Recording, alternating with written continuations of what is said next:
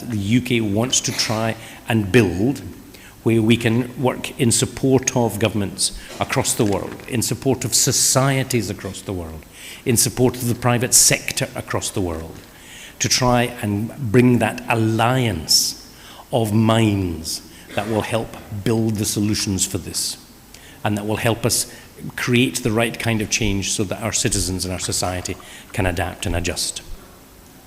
We recognize that finance, which was the big discussion at COP27, how can we get the finance right? How can we ensure that the finance that is available in Western markets can also be made available to those developing countries that are going to need it to try and create the right kind of change? Finance has been seen as one of the major impediments to governments driving this forward, and we need to look out for solutions on finance. The financial question is not on today's agenda. That's going to be for another conversation at another time. But today we are very pleased to talk about the net zero pathway. The pathway that takes our collective society through a transition. And that again is going to require a coalition, an alliance of peoples from many, many different parts of our society and many different countries. I'm very pleased that we have some expertise in the room today from the UK.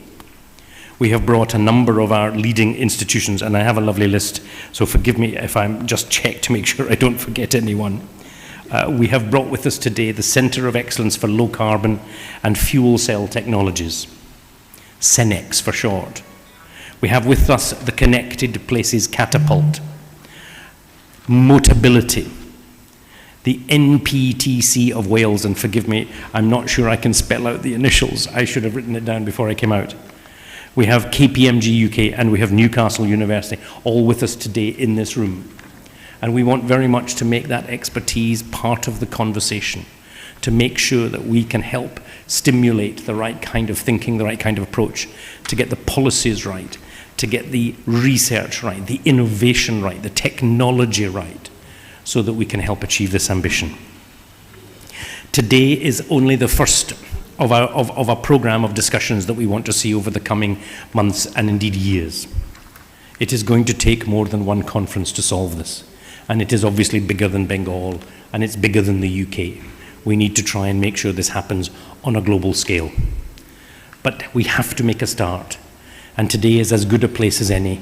And the Hyatt Regency have been kind enough to give us this space and this time where I hope we can really make some progress today on identifying how we might do that. Where do we start? What are the right ways? And I hope our UK expertise and our ambition to have that conversation will help give everybody something to take away, something to go and think about, and something that will inspire them to do a little bit more on this particular problem. We need that leadership today. We need everyone in this room to stand up and say, I know where I can contribute. I know what I can do. I know how I can take this back to my family, my business, my institution, and try and make that change more real. If we can all do that today, we stand a chance. We can perhaps begin that process. And I'm so pleased that we have distinguished speakers with us today who will help share their insights and help give us that food for thought that will allow us to be part of that. I'm sure we're all going to learn something. I'm sure we're all going to benefit from the conversation today. I'm looking forward to it very much. I'm going to shut up now and say thank you very much for your time. I hope you enjoy the day.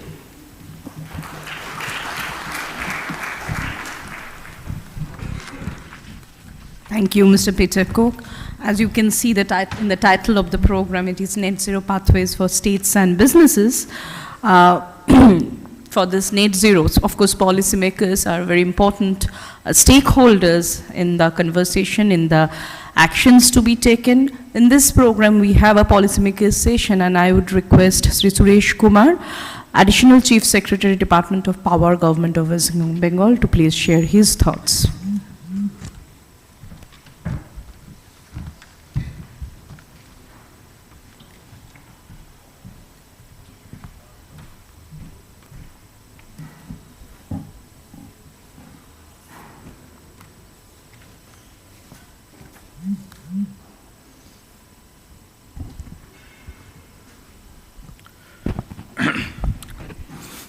Good morning, everyone. Distinguished members on the dais, Mr. Peter Cook, and others, ladies and gentlemen.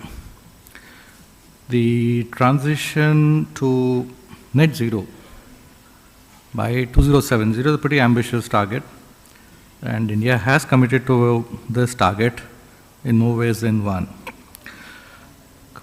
In the last COP26, we had committed to targets of 500 gigawatt non-fossil fuel by 2030, 50% of the utilization of power through renewable sources by 2030, reduction of 1 billion tons of CO2 emission by 2030, 45% reduction of carbon intensity by 2030, and reaching the overall net zero target by 2070. Now, these are, some people call Panchamrit and so on and so forth, but then these are pretty ambitious targets which government of India and its commitments to the world had agreed to. Okay, I mean, not everyone was happy about it, but then at least among the top 3 polluting countries in the world, China, USA and India, probably India at least went ahead and made certain ambitious targets. I think that's a pretty important thing to look at. China rigidly did not agree to anything. Okay.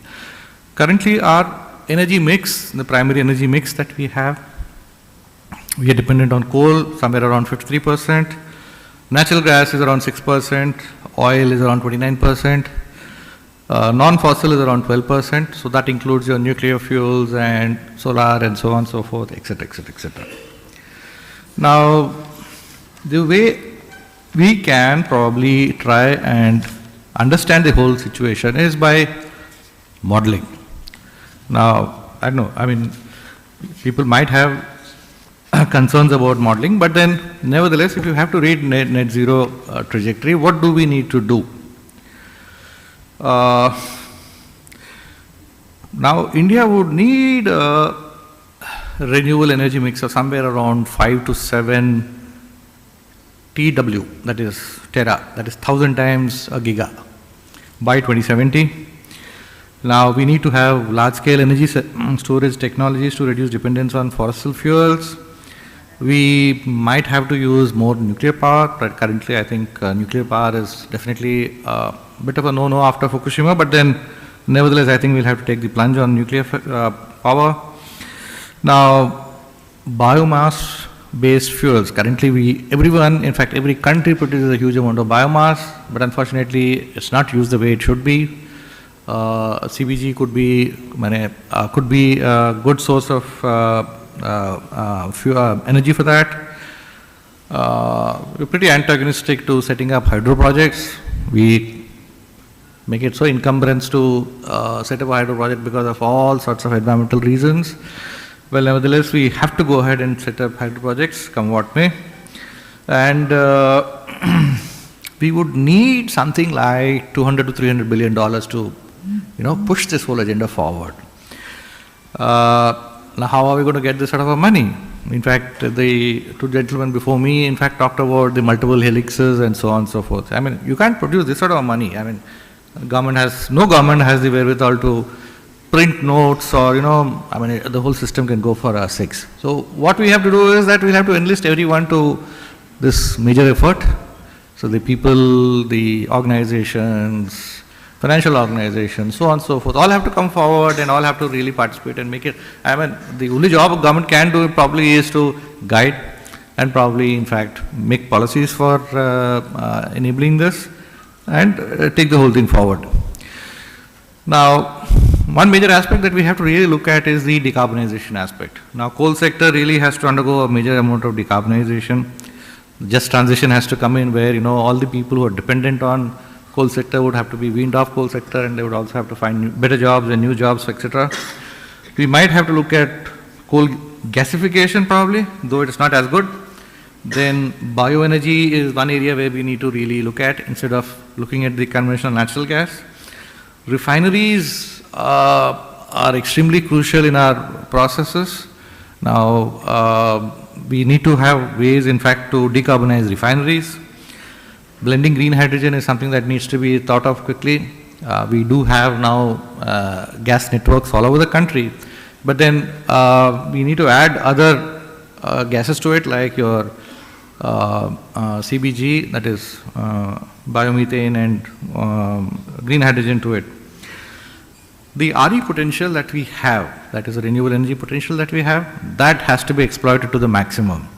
Now, currently, we still haven't been able to get towards it, and there is definitely a major objective, in fact, of the Government of India to push all the states to use the RE potential. East India has somehow been very reluctant to go forward in exploiting the RE potential that it has, because we are rich in coal. And coal-dependent states definitely are going to take much more longer time to get off the coal conveyor belt. Now we need to look at probably offshore wind. We still do not have any offshore wind plants in the country. I mean, Norway has, UK has, so on and so forth. We're still very fighting shy of, getting into offshore. But then offshore potential is very good in India. We still haven't exploited it. Rooftop solar is very, very minimal. In fact, every DISCOM has managed to see to it that rooftop solar doesn't take off. That's very ironical. I mean, in the sense that the rooftop solar would definitely stabilize the daytime grid. I'm not looking at the nighttime part of it, because nighttime anyway solar is not available.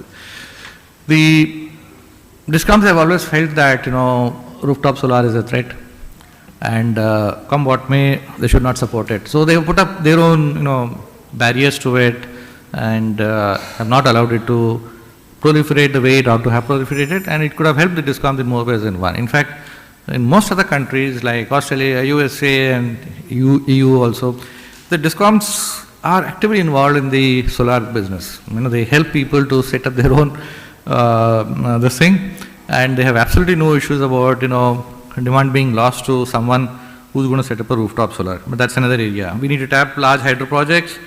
There is definitely a scope for geothermal and the tidal energy, which we still haven't informed. In fact, Gulf of Kutch, Gulf of Khambhatta, and probably a little bit within the West Bengal tidal rivers, we could definitely look at some of that. Now, we need a massive increase in the power system flexibility to operate the grid. I mean, the grid, unfortunately, is not something which, is static in any sense. We all think it's just a mess of wires and poles and so on and so forth, towers and so on and so forth. But then, it's like a living organism through which energy is going up and down, up and down, up and down. Now, where is the demand coming in, and how are you going to push the supply on real-time basis is a major challenge. And this is where, in fact, the grid management is where, in fact, even this very smallest changes in the frequency can have a huge impact on the grid. And believe me, renewable energy or probably even any other system can definitely bring about these changes. Like, for example, if you have a large amount of electric vehicles drawing power, yes, they can have an impact on the stability of the grid. Now, if you were to pump extra amount of energy through the renewable projects into the grid also without any offtake, then also you're going to have problems. So these are areas where definitely we have to look at. So how ready is a grid to take all these additional forces that can imbalance it? That's another thing. I've mentioned atomic power. In fact, now even the NPCIL is setting up modular reactors. They, I think, borrowed the technology from Russia. And modular reactors, not of large size, but then of smaller sizes, they call them micro modular reactors, are a good opportunity to look at. Now, the trend in the country has been is that we always set up power generation facilities to meet the peak power. Now, that's a very, I would say, not a right option to do, because our objective should be is to ensure that the peak is not a peak. It should be as flat as possible, so that we can match the requirement with the generation. Now, it's not feasible to keep on, generating to meet a peak and then keep the generation idle when the peak is not there. So economics don't work that way. So there is there is definitely a need for what is known as flattening the peak. That's an extremely crucial area, and DISCOMs and generators as well as the grid controller in India needs to really pay attention to this aspect. And a major contribution to this peak, I think all of us know, is things like air conditioning, which suddenly puts a lot of pressure on the grid, and you need to meet the demand. So it's a spike which we need to reduce and flatten it. That's an area where we really have to work a lot. Currently, if you look at a business as usual case and a net zero case, now in 4-5 sectors that principally demand energy, one is your industrial sector, agriculture sector, your cooking sector, then your transport sector. Say 5 sectors if you were to look at. Now these 5 sectors need a very typical, in the sense that a very focused approach as to how do we transition the energy demands in these sectors. Now this is an area where we still haven't been able to improve, and within the transport sector, electric vehicles is a major area. All the 2, 3, 4-wheeler vehicles definitely need to come on EV. Maybe the larger vehicles will probably come on hydrogen cell because they need more energy intensity per unit weight. That's an area which we need to do. Demand side, definitely we have to ensure that we have more energy service companies coming in who definitely will provide services as and when required, and definitely we will be able to ensure that things are streamlined and economic in all sense. Now, renewable energy requires what's known as the circular economy. So starting from how you use minerals to create EV cells and then use EV cells, and after they lose the ability to hold power capacity, then again you need to extract the minerals to really set up a circular economy. It's not feasible for us to tear around, looking around for minerals all over the world, then extract and then deploy and cause much more issues for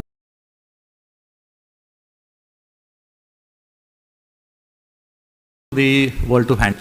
So at the moment, even in India, we are looking at either 2030 or 2047. That's 1947, 100 years. 2047 is a very near year to look at how we have progressed. Still haven't thought about the 2070, but then even if you were to ensure that the carbon emissions were to start flattening at around 2047 and start declining around 2047 onwards, then I think we have won a major battle.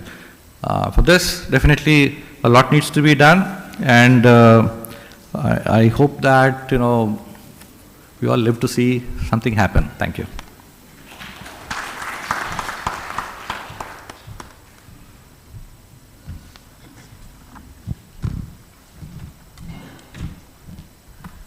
Thank you, Sri Suresh Kumar. We'll now hear from Dr. Ashok Kumar Ghosh, Chairman, Bihar State Pollution Control Board and Principal Secretary, Environment and Forest Department, Bihar. Dr. Ghosh, can you hear us? Yeah, I can. I'm listening. Thank Am you. I audible? Yes, sir, you are. So good morning to all of you, and my congratulations to Bengal Chamber of Commerce and British High Commission for organizing this wonderful initiative program, because there is a demand of the hour.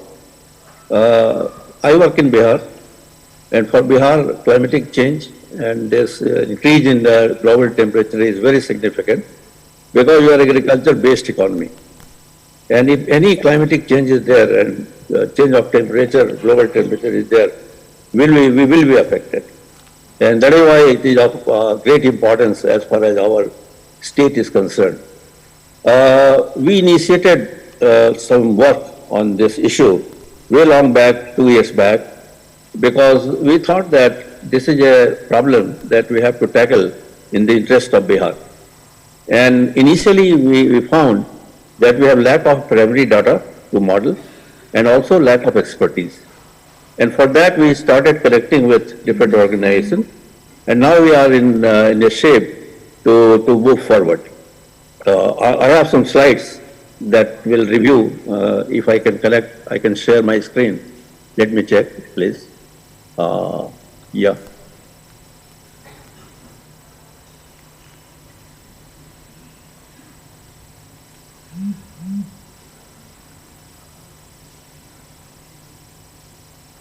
Yes, can you see the screen? No, sir. Yes, yes, sir. Is it coming now? Yes. Yes, sir, your screen is, I mean, we can view the screen. So I'll take some time, a couple of minutes, to review the things that is related to our work towards climate resilient and low carbon development pathways for Bihar. Our study is state specific as of now, because my view is there that every state has to chip in, and collective effort will ultimately lead to the result for India. And just a very brief outline that I will be discussing with you about the project that we are doing with UNEP, the key objectives, the partners that we have with adaptation and mitigation. They are the different parts of my presentation. About the project Low Carbon Climate Resilient Strategy for Bihar, we are focusing on two aspects, both mitigation and adaptation, because there are two components, very, very important components that has to be considered. And for that, we are trying to create GHG baseline, business as usual scenario, net zero analysis 2040 to 2070, and sectorial insight and recommendations. And similarly, at the adaptation level, we have policy landscape assessment, we have historical climate trends and future projections, risk assessment, and also sectoral insight and recommendations. Here are the different aspects. And we are going to focus on that, and the particular areas on that is directly concerned with net zero is agriculture, water, forest and biodiversity, disaster management, and health. It is not confined to activity of any one department. There has to be a proactive role for all of them, whether it is agriculture or water or forest, disaster, health, and so on and so forth. And there has to be statewide strategy, including sectoral transitions, finance, and governance of the mechanism. That is there. The key objective of the project that we are doing as of now is preparation of GHG emission inventory, because we are never having a very robust data in this field. And also carbon footprint analysis of relevant sectors that is going to reduce the carbon emission. And also development of climate impact scenario and vulnerability assessment. These are also the parts. And preparation of strategy for climate resilient and low carbon development pathway for 2070. These are the areas on which we are working. And as I told you, we have limited expertise in Bihar State Pollution Control Board Forest Department. So the first thing that we did, we talked with UNEP and signed a memorandum of understanding between Government of Bihar through Bihar State Pollution Control Board and UNEP. And many partners were hooked in with different expertise, like WRI India for adaptation sectors and overall project coordination. Also CEEW for mitigation sectors. Then Shakti Sustainable Energy Foundation for different areas like transport, energy, waste, and so on and so forth. And we formed one PMU, Project Management Unit, supported by Shakti Foundation, and is based in Bihar State Pollution Control Board, Patna, where I am the chairman and I am supervising all the activities myself. The first aspect is adaptation, on which we have to classify them, the approach that may be short-term, medium-term, and long-term. In short-term, we have climate current risk, that is one thing. Then current practices, like crop, increased productivity, current infrastructure that we have, current limitations that we have, and also current maladaptation. That is also important to know, that like overuse of the groundwater that takes place in Bihar and elsewhere in the Indo-Gangetic plain. And also build resilience and coping capacity. Then in medium term, we have defined new climate risks that is coming year after year, like higher temperature, more heavy rainfalls. Then new technology and varieties, that is also we are studying. Climate resilient practices and climate proof infrastructure, and also reducing maladaptive trends and enhancing adaptive capacity. That is our medium term strategy. And long term is greater climate uncertainties, extreme events, and also adaptive governance for erratic climatic future. In which there are three aspects. One is horizontal and vertical coordination between different stakeholders, decentralized decision making, and of course social safety nets also. That is also over there. And ultimately, we have to come to mainstream in domestic finance, access international finance. Because without finance, we cannot move forward.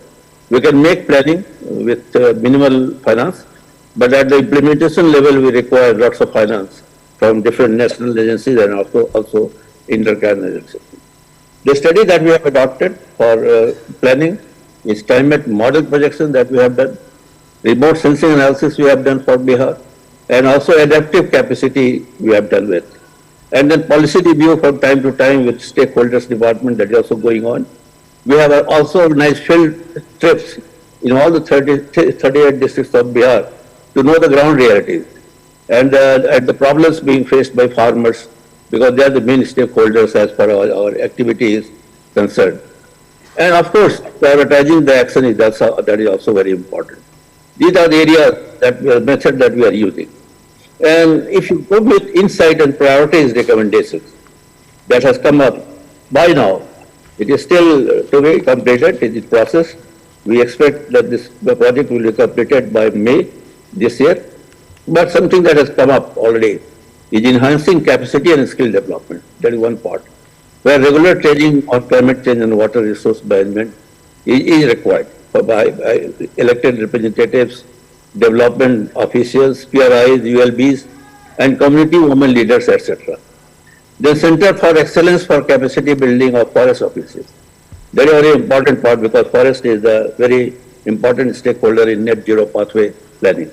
Then skill development and market linkages for forest-based value addition enterprises, that is also part. Then future-ready infrastructure, that is another area where we are working. Cold storage and warehousing for securing post-harvest value chain, that is one there. Pack houses from 30 to 2000. Climate proofing infrastructure like electricity, water, hospitals, etc. And including the excluded. That is also very important. That is to implement heat early warning systems with communication targeted at the most vulnerable groups like farmers, construction workers, pregnant ladies, lactating elderly children, and gender-sensitive disaster relief camps and cooling shelters. And finance, of course, everything revolves around economics. We cannot neglect the finance part. The investment in research in climate resilient crop varieties and practices are also there. And finally, the policy action. Policy for integrated management of surface water and groundwater and prevention of the groundwater overuse. Then at the mitigation level, we have two parts, mitigation and adaptation. In mitigation level, in the methodology that we are using is growth and development strategy, scenario modeling, and modeling for future pathways and scenarios like socio-economic, the energy demand and supply pathways, the prices, and also emission pathways. And then we also seek the stakeholder engagement, where continuous inputs in the modeling results, assessment of just transition, winners and losers, and potential policies that will need to be tested.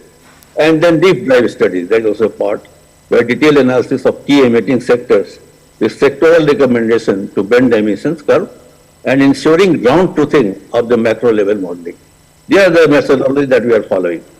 And ultimately, if we want to have net zero scenario and fulfill our ambitions, we have to integrate for net zero Bihar very important departments like power, the transport, building, waste, and AFOLU, that is also important, and industry.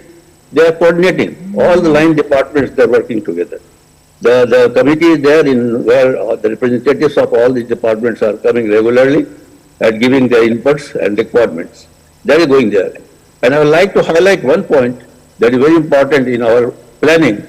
That is, if you go to the third box in the left-hand side bottom, that is, we have low manufacturing base in Bihar. We have absence of integrated steel manufacturing and integrated cement plants. And we have brick kilns, a large number of brick kilns. For that we have to work. Bihar has about 6,000 brick kilns as of today. And we have already converted out of 6,000 about 4,500 brick kilns to cleaner technology. And we are not giving license to any new brick kiln that is having the old technology. And drastically, because brick kilns in Bihar are a major contributor of carbon. And so we have focused on that.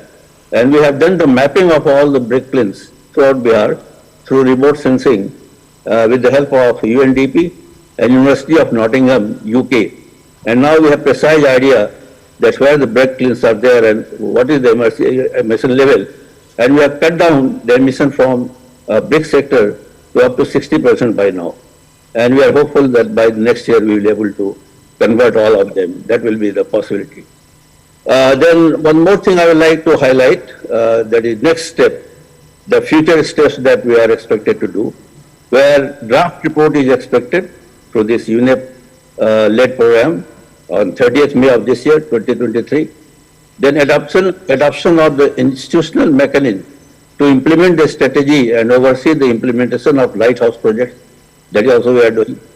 Public dissemination workshops in Bihar, we are planning to plan language assembly for communities, because communities are very important in achieving net zero. Without community participation, we cannot achieve that objective. Then outreach events also, we are trying to go to school children, community, so that they are sensitized. So these are the areas where we are working, and we are hopeful that by the end of this year, we will be in a proper condition to do something effective on the ground level.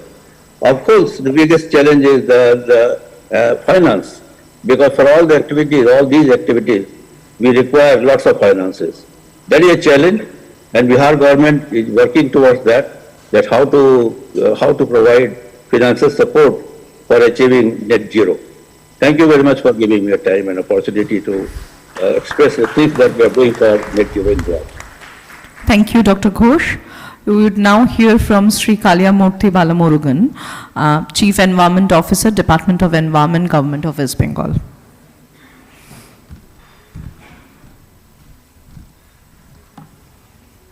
Sawaika Namaskar, Abhinandan.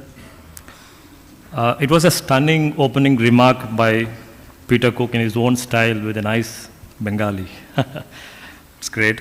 It's promising to see one of the passionate leader, passionate bureaucrat. We always look forward to him, Mr. Suresh Kumar, Additional Chief Secretary, Department of Power. He has been already doing transformational work in the power sector. Happy to see you here, sir, and happy to listen to you. Mr. Gautam Ray, Dr. Ashok Kumar. Yeah. Mr. Mukherjee, and a wonderful lecture from Dr. Ashok Kumar Ghosh, all the distinguished audience here, and we also got wonderful team from Newcastle University, from Cenex Technologies.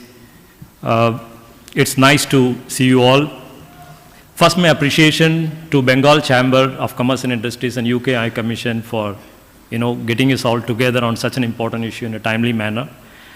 There are three reasons why this is a mind-boggling and very hopeful thing for me. Number one, we all know, yes, climate is an emergency, carbon is a crime, and as Mr. Peter said, carbon doesn't know the borders, there is no border for pollution. Number two is, who is getting the impact are most poor and vulnerable people.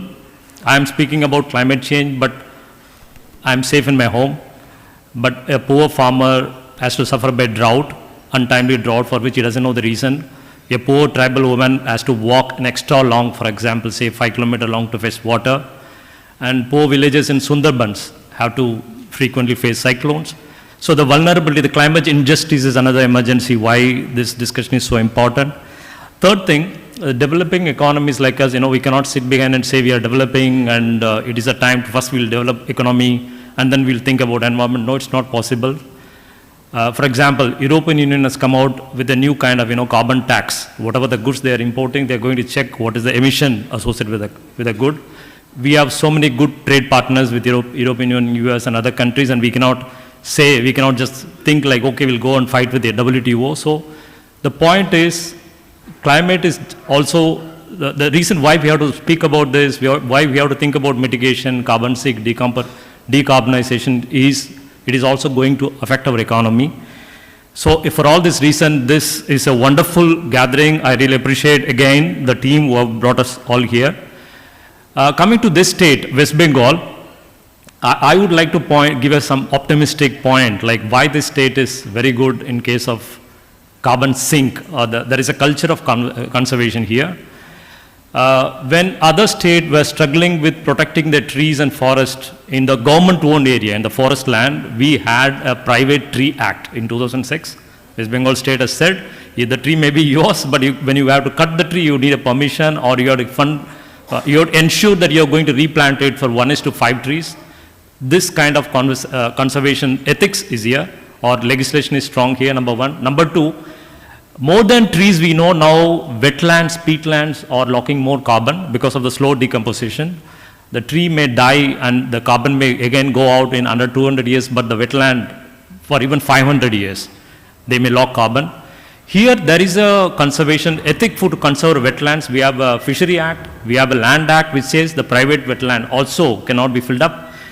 Amazingly, we have a East Kolkata Wetland Act which says, you all know that 95% of this wetland belongs to the individual private one, it doesn't belong to the government. So there is basically a market-based conservation happening because the government has come out with the East Kolkata Wetland Act way back in 2006 saying the land may belong to you, but you cannot, fill up. So there is a very good, there are so many sacred groves here, there is a religious way of conservation here. So the carbon locking is very good not only in West Bengal, in the entire East and Northeast India. There is a cultural conservation or carbon locking here, so it's a focus area is very good.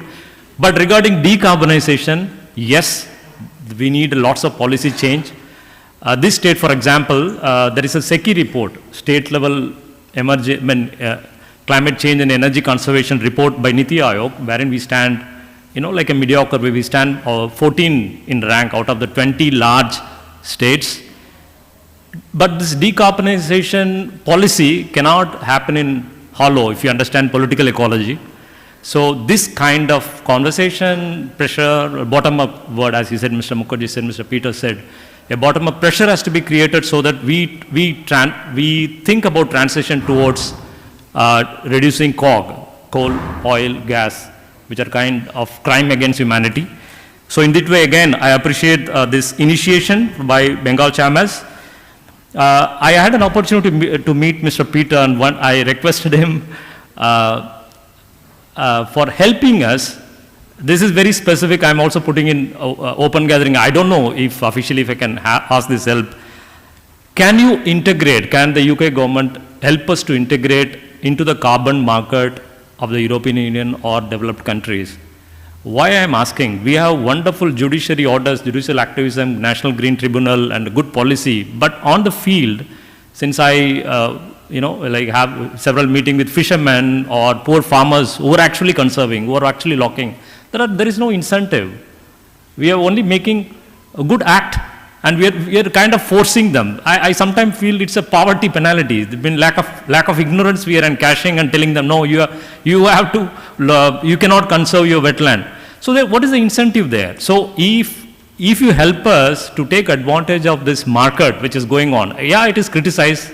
Carbon market in European itself is not in a good shape, but if you can help us to understand how much carbon, for example, is locked in the East Kolkata wetland, is 12,500 hectare wetland, and if you get a carbon credit, and if you can float it in the international market, for example, if you can, in one point of time, if you can distribute that money we get to the poor fishermen or the poor villagers who are around the forest, that is a great thing. Maybe I'm just asking a rough thing, roughly, you may please consider UK government and Bengal Chamber of Commerce that one day we can reach to it. Like all of you, I'm also waiting to hear for the best practices. Thank you so much for each one of you for coming here, making this occasion wonderful. It gives hopes to me. Thank you.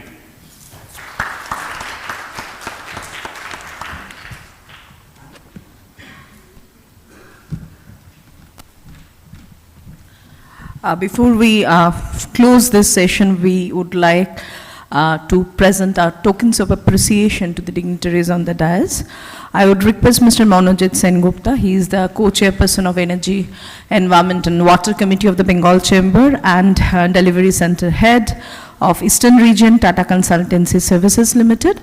I would request Mr. Sengupta to please come and join us on the dais.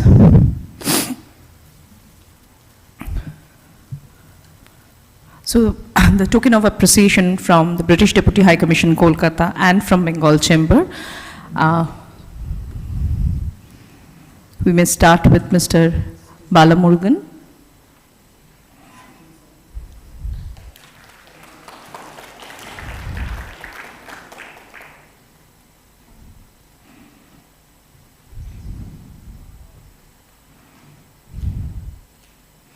to Mr. Deep Mukherjee.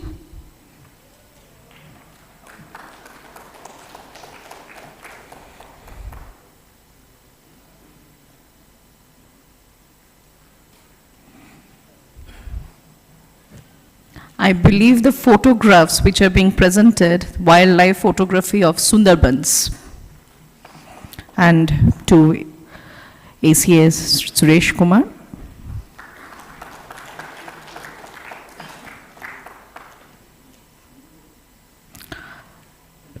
And to Mr. Peter Cook.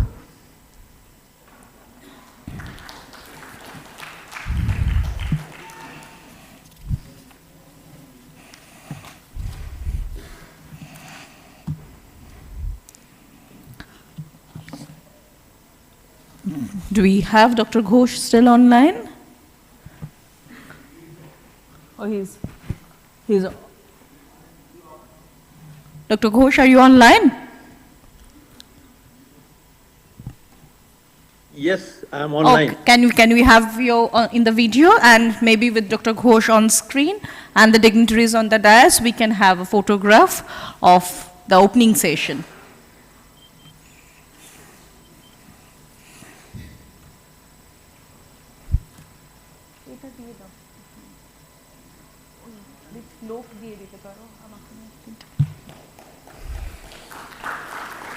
And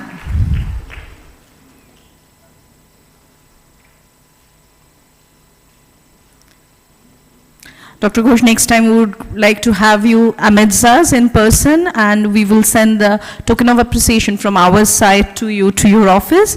And now we will move on to the next session, which is the case studies on net zero in UK and India.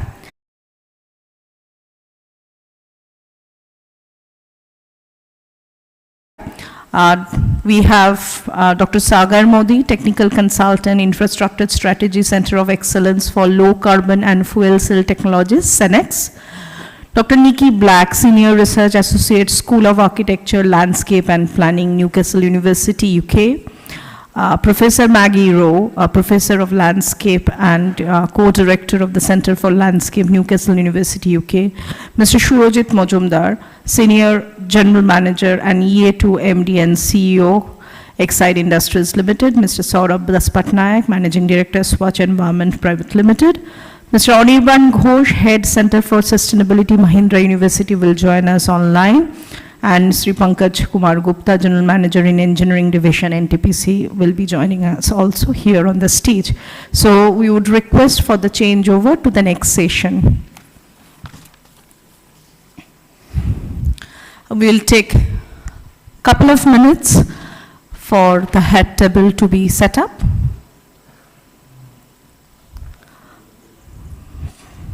And I would request all of you to remain seated or join us in, say, 5 minutes so we can start the session seamlessly.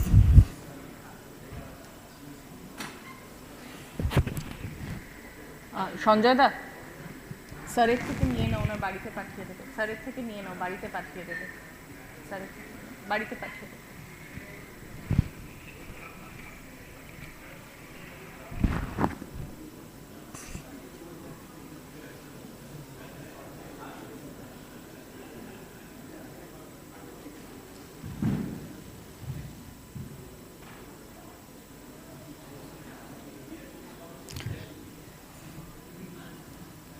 Pinky, head table ta dekho.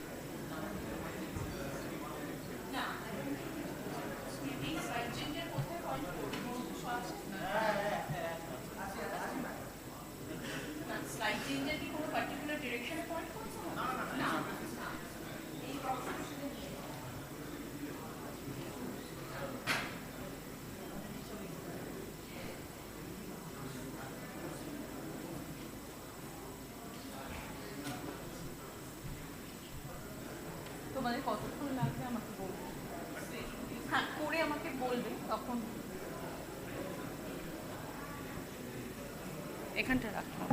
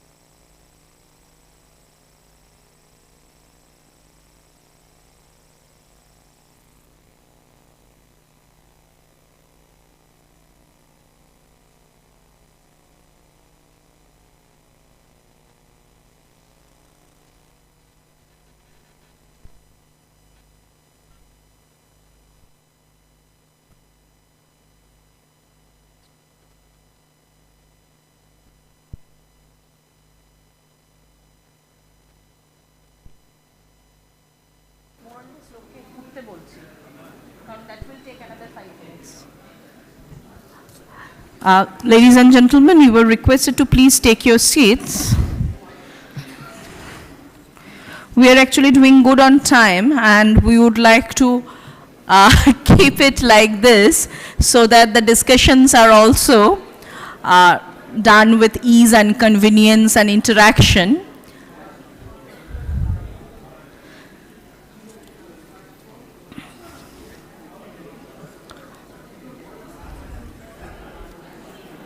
I would request the speakers for the next session to please come and join us on the stage. Mr. Dev Mukherjee, Dr. Sagar Modi, Dr. Nikki Black, Professor Maggie Rowe, Mr. Shurojit Mojumdar, Mr. Saurav Daspatnaik, Sri Pankaj Kumar Gupta. And AV2, let me know when Mr. Anirban Ghosh joins online.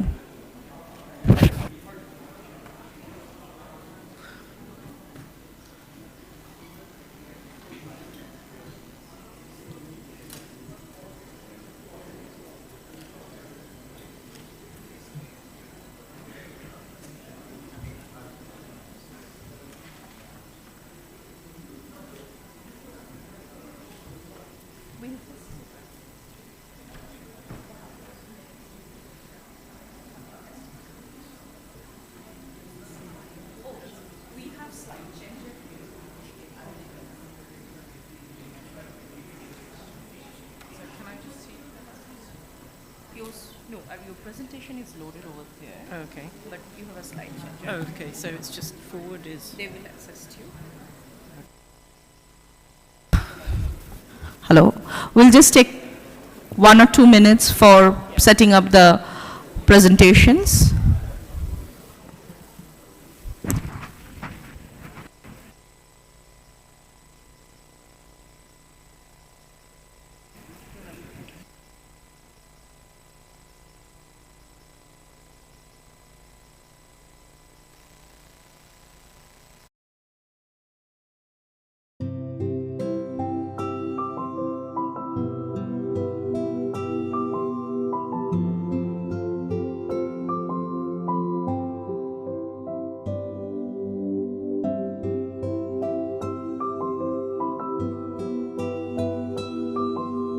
on case studies from UK and India.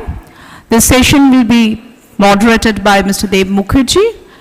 And just to share with you all, as we are having this program here at this venue, this is simultaneously being streamed live also, so we have, viewers online. So, Mr. Mukherjee, I would request you, sir, to please take the session forward.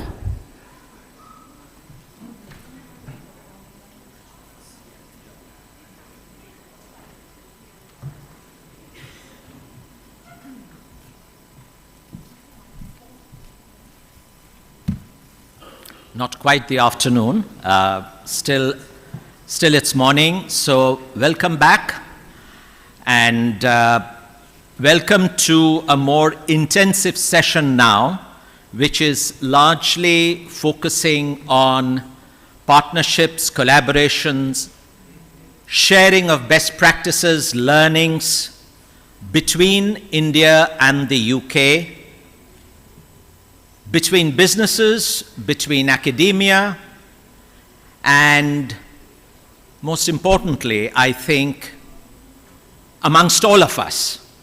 It's a discussion that we would like to have, as I mentioned earlier in the opening remarks, bottom up, where each one of us is a stakeholder in this journey. And that's imperative.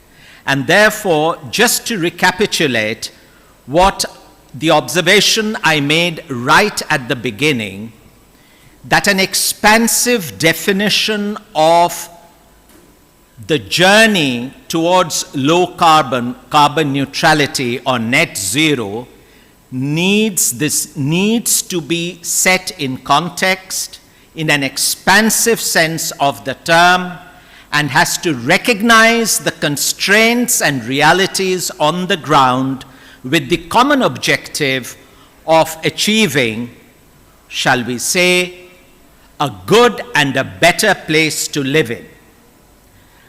Therefore, given this background and picking up the threads from the last session, we would be focusing in this session on case studies and, to an extent, best practices in a twofold objective, if I may say. It's a twofold, top-down in terms of policy and initiatives, bottom-up in terms of action. Because action needs to be driven by certain imperatives on the ground. If those imperatives do not come, action doesn't happen. And trusting policy without understanding, appreciating, or feeling the pulse, so to speak, on the ground will not yield sustainable outcome.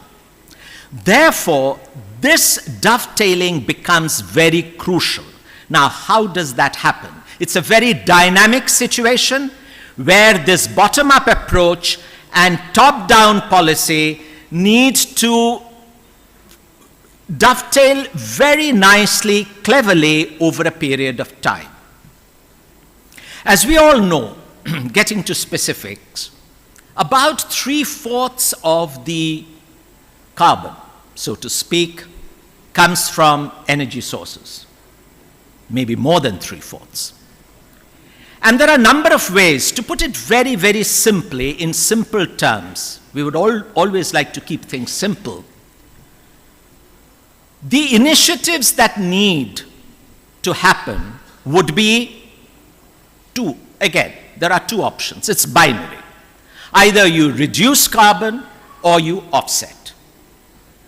Now, the offset happens through, carbon sequestration, capturing carbon, etc.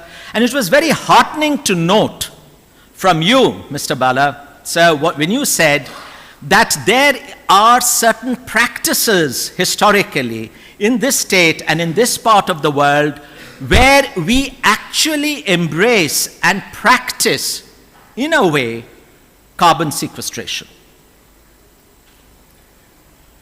Now, in terms of reduction of carbon, there are different initiatives we have taken. The government has taken, businesses have taken. Of course, we have talked about renewables. We have talked about bioresources, green hydrogen, biofuels, etc.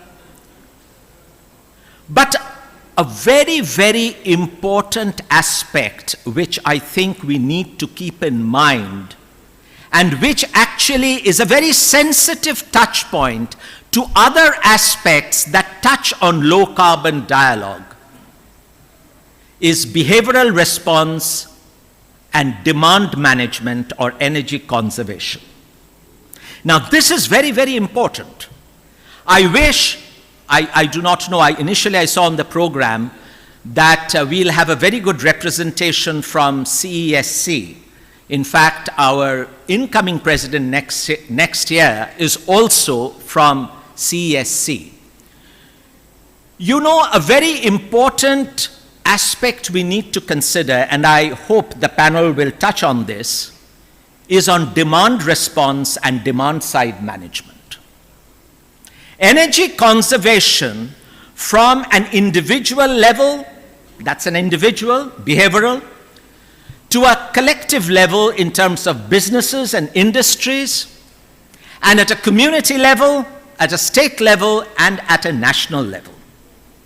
And this is a very, very important area where, to my mind, and I think you would agree with me, that we need to look at. I would just give a few pointers, and maybe the panel could also, in their case studies, or they could make any observation. One would be on the building sector. Now, this is very important. India, there's a lot of infrastructure development that's happening, lots of buildings that are coming up. There are lots of standards that are floating around. And to my mind, if I'm not wrong, there are 4 standards that are roughly operating in the country. One is the IGBC standard, Indian Green Building Council standard. We have the LEED standard. We have the Griha standard. And one standard we do not talk too much about, certainly not on the Calcutta scene, is the ECBC standard, which is the Energy Conservation Building Code, which is the Government of India standard under the Bureau of Energy Efficiency, Ministry of Power. Now, let me give you a very simple example.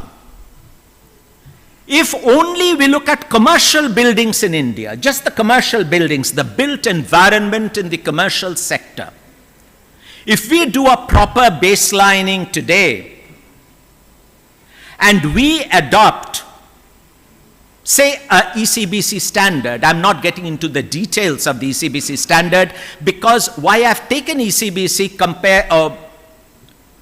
not taken the other 3 standards, not that I'm trying to promote ECBC here, but the reason is it has a specific focus on energy and a specific focus on thermal comfort, because wellness of people is also important when it comes to buildings, because that's your living environment. If you have a proper baselining done, and you implement ECBC standard from whatever little I have understood,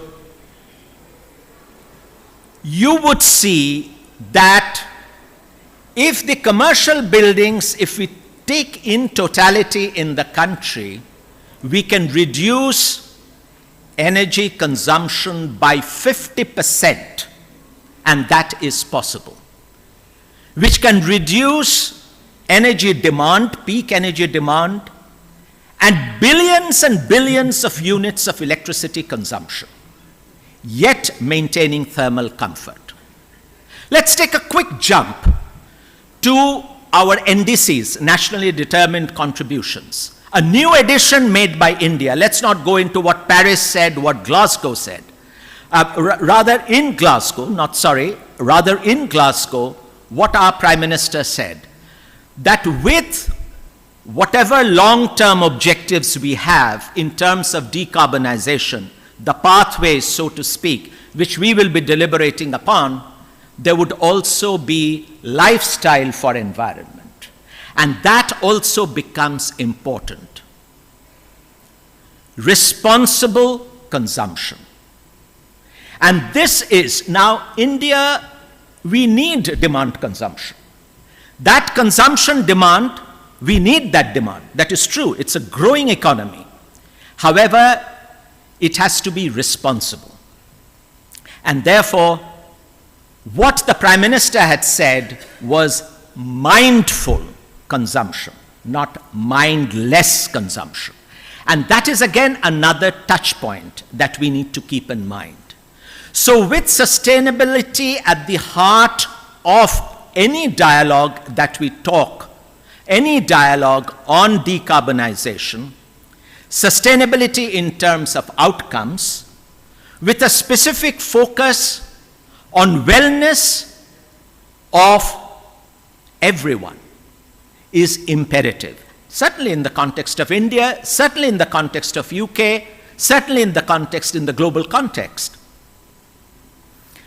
Another important aspect which I thought I could just raise, apart from what I have just said earlier, is on the finance mechanism. I know Mr. Bala mentioned about finance mechanism, and may I just remind him, whether we like it or not, UK cannot help us with the EU ETS trading of the carbon fund, unfortunately at this point, because UK is out of the scene, so to speak, and there's a little bit of, though they are trying to repair, shall we say. So that's happening, but in a very mild, maybe there's some backdoor diplomacy that's also going on. I was in the UK last week, but let's hope for the best. However, there would be, and there is a talk of green finance and mechanism in India, and there would be a carbon fund coming. That's my prediction. Now, I may be wrong, but there is a talk that's going on.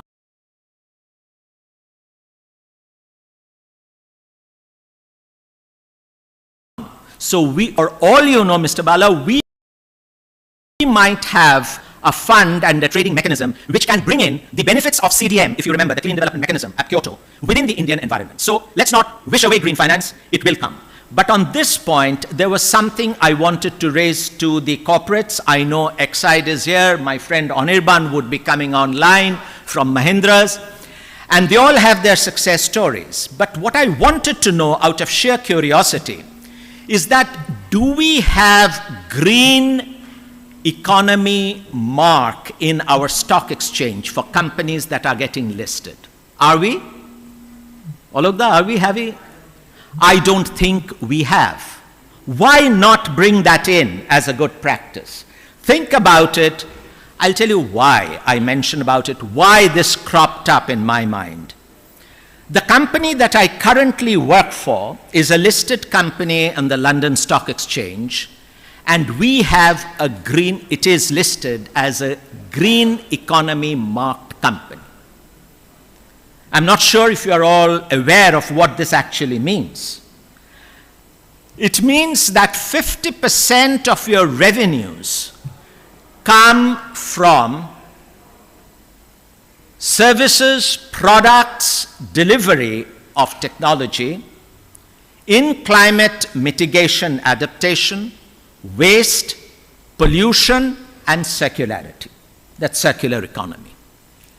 So an incentive like this, if linked with green finance, I think can be an interesting mechanism whereby we can promote more businesses, firstly, to get into this space, and secondly, to bring in processes. The other point I wanted to make, which you can deliberate upon and possibly you have embedded in your processes, would be efficiency and optimization. Optimization of resources, efficiency in your process. Now, to my mind, there is never a trade-off between optimization and efficiency, though some people think that if you optimize, you sacrifice efficiency. I do not know. That's also something which we can debate upon. But this, I feel, is also very important to embrace efficiency primarily from an energy perspective and also from a resource perspective. Because that is something which, again, in our journey, in any discourse on a low-carbon pathway journey, becomes important, whether it is just your energy or your waste or your other resources, including water, because there is a symbiotic relationship between power and water. Anyway, we have 6 distinguished speakers, and I would like to welcome individually Dr. Sagar Modi, who is here, Nikki and Maggie, Dr. Nikki Black, Professor Maggie Rowe from Newcastle University. There was a time when Newcastle was second home to me. I had a business for about 10 years in Newcastle. The university is also known to me a bit, but that was in the 90s. Mr. Saurav Das Patnaik from Swachh Environment, a colleague. Mr. Anirban Ghosh, my dear friend. Anirban, are you there online? Yes, he is. Oh, yes, I can see you. Yes, I am. Hi. And Shri Pankaj Kumar Gupta from NTPC. Welcome you, sir. So the way we will structure it, Angana, if it's all right, maybe 10 to 12 minutes each, and then it can also give us a bit of time for interaction amongst ourselves, and of course, and very importantly, with the audience. So what I would beseech you, if I may say, if you can cut down your presentation to maybe 7-8 minutes, then it gives us a real 10 to 15 minutes of, as one would like to call it, solid interaction. Thank you very much. May I now request Dr. Sagar Modi to share the best practices from the UK from his institute. Over to you, sir. Sure.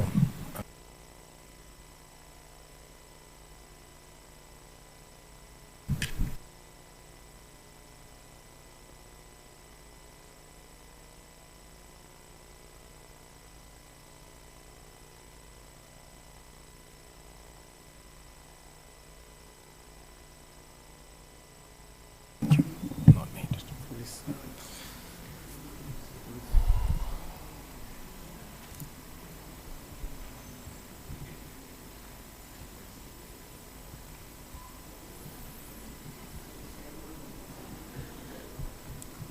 There's extra duplicate one. Okay. Nope.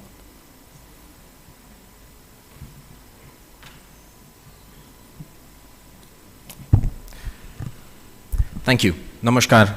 Hello, everyone. I am Dr. Sagar Modi from Cenex. I am basically a technical consultant for EVI strategy. So my area of focus is transport, of course, but from the infrastructure side. First of all, I'd like to thank everyone here, and especially Mr. Deb for giving such a good welcome to this session and to all of us.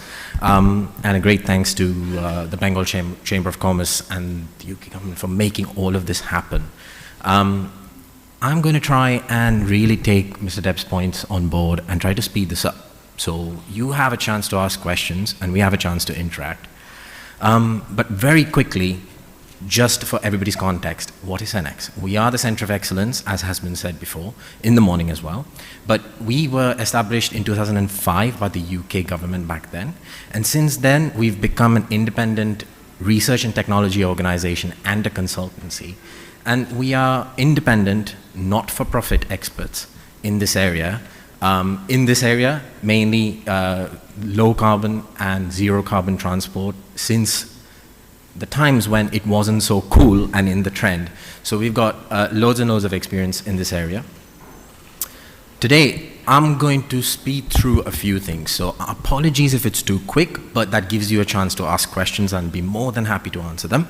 I'm going to go quickly over the UK net zero situation and the strategy. Many of you must know and have read, but we will still go through that. And what I'm going to take out of each of these 4 different parts is to ensure that there is something to take away here in terms of a summary as to how you can take this forward, right? That's what this is all about. Then, of course, my area of expertise, which is zero emission transport in the UK and related infrastructure, and then we'll summarize. So I'm not going to dwell on this slide too much. We all know what net zero is. That's why we're here. I think it's important to know that it's undeniable. I think the more we say it, the more it becomes reality, certain things. But the fact is that it's not choice anymore. Again, as eloquently put in the morning by Mr. Peter Cook and everybody else. So the idea is to reduce emissions to as close to zero as possible. Let's not go into semantics today. There's a lot of time to talk about that in more focused workshops, though it's important to note that this must be done by the middle of the century. And there are a few differences across the world for the right reasons. Context. Again, as Mr. Deb put it, it is the same goal that we want to achieve, but we have to respect the differences and make sure we do something to ensure that those differences are taken into account so we can implement things in the right way unevenly, because it's going to happen unevenly. So, the UK net zero situation. First thing's important is that net zero is about everything. So, all sectors have to play a part. Power, fuel supply, hydrogen, as everybody talks about, the industry, heat and buildings, as Mr. Deb pointed out as well, we'll talk about building codes probably in the interaction. Transport, natural resources, and GHG removals. We've spoken about natural resources before as well, things like woodland rates, but we also talked about carbon sinks, thanks to Mr. Bala this morning. All of that is important. So really, how can it be achieved, right? So you need to take a systems approach to policy making. This is part of the UK net zero strategy, but actually, in reality, it is very, very true as well. So it is supported on the basis of a lot of thinking, a lot of studies, but it really, really is important. Everything has to come together. Everything has to balance each other out. You can't have policies in one area that derail another, because that's not going to achieve the outcome. So we need to be outcome oriented. The outcome is we want net zero for all of us, not just for industry, not just for the building sector, not just for transport, but it's going to be uneven. Again, I bring that uneven in because there are differences not only in all these sectors, but there are differences in every country. Every country has to achieve this, right? We need to deliver at pace. So it's not just about deliberation and long, long hours and days and months and years of policy design, because you could design the perfect policy, but by the time you've designed the perfect policy, it's too late. So we need to strike a balance in between doing things really, really well and just doing things in an agile way. So there's a different approach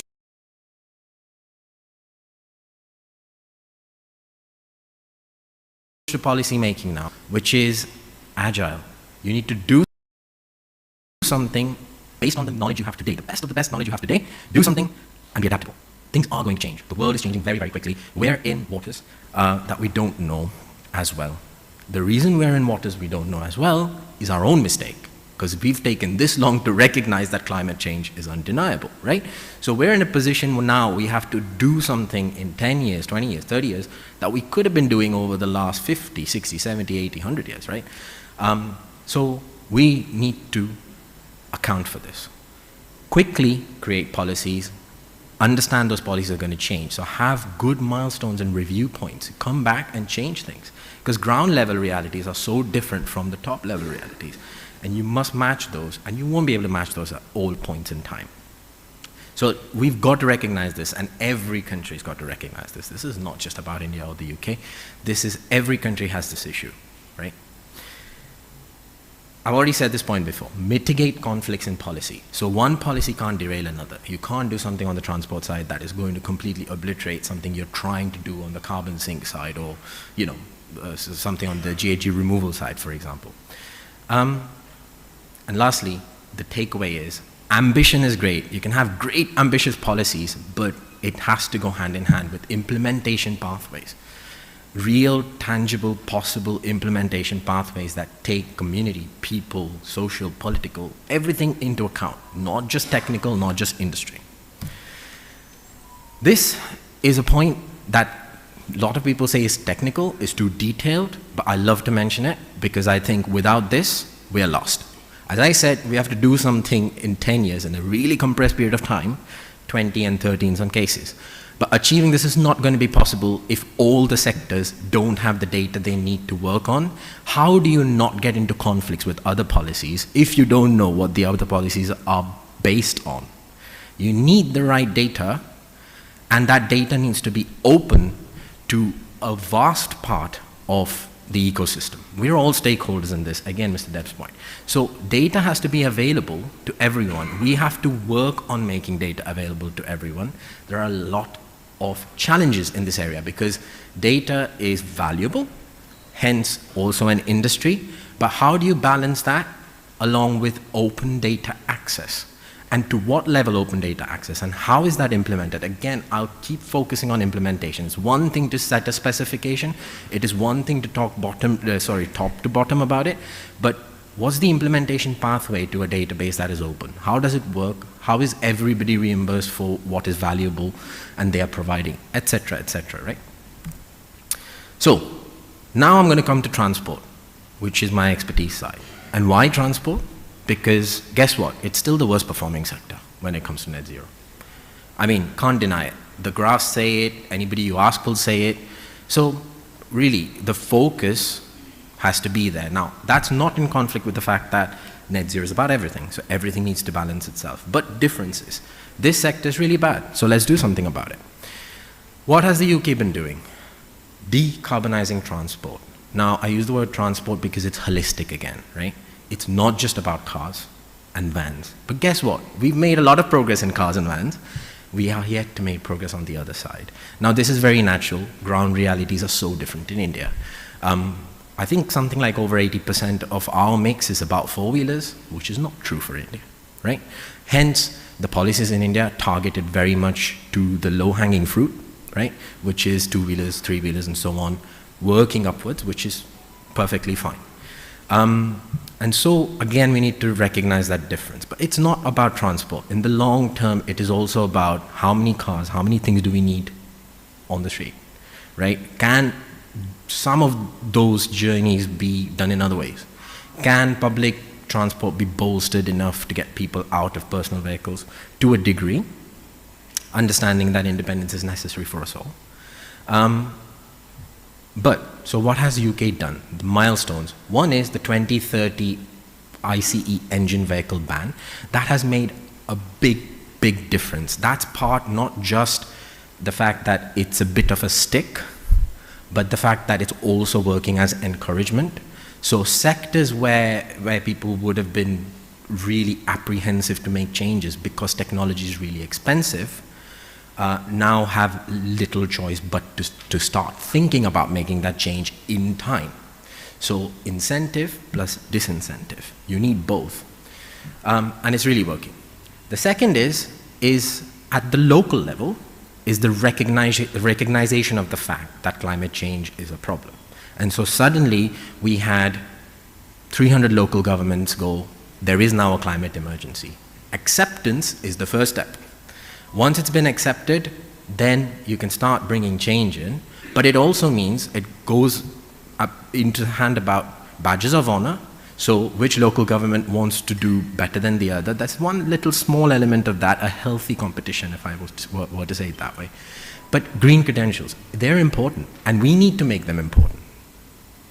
We have to work to make that an important thing. It's not just about the economy. The economy has to be balanced out with the reality that this has to be done. So we have to make changes we may not be happy about, right? So the shift to EVs. So what that context has done in the UK is private vehicles, company fleets, company cars, which, as I said, majority cars and vans, are shifting. And the shift is in line with our projections for what we need for the 2030 ban to work, right? So what we need in terms of the EV uptake by 2030, it's on track. The challenge is naturally the prices of the EVs are still very high, and the EV infrastructure. So now what we've done is we've got the EVs on the road coming. What do we do about the infrastructure? A focus quickly on national and local transport policies. Now, grants, which is a familiar topic here as well, grants have worked, okay? But there was a phased approach to grants, which also is good, could have been better in terms of how it was phased out, though don't be worried about phasing them out. But again, you need to have a strategy as to what points, what milestones you want to achieve in your numbers over a period of time to enact those changes. Low emission zones. Now this is a difficult policy scenario, okay? So low emission zones, for those who don't know it, are demarked zones in certain cities where the air quality is so bad that certain vehicles are not allowed within that zone without having to pay essentially a tax on coming into that zone if you're coming in certain vehicles that are either too old, and then making sure that EVs can come in for free. So incentive plus disincentive. Not just incentivizing the fact that EVs can be bought, and so you get a subsidy to buy them, but also the disincentive on you can't bring ICE vehicles into certain zones. It's working, but let's not be fooled, it was very, very difficult to make it happen. And currently the expansion of such zones is also very, very difficult because there's a people element here. So how do you do that really well? Important to note that there needs to be consultation with ground level. A lot of consultation has been done to figure out what support is needed for such policies to work. A quick one about commercial vehicles and fleets. So there have been no targeted policies to really get commercial vehicles and fleets to convert, but that's still happening because of the earlier aforementioned context, the 2030 coming ban, which means that they have to basically do something about this, right? And so the carrot and stick approach, there is an incentive and a disincentive, and so they're going away and getting companies like us to do fleet assessments to figure out how they can best switch.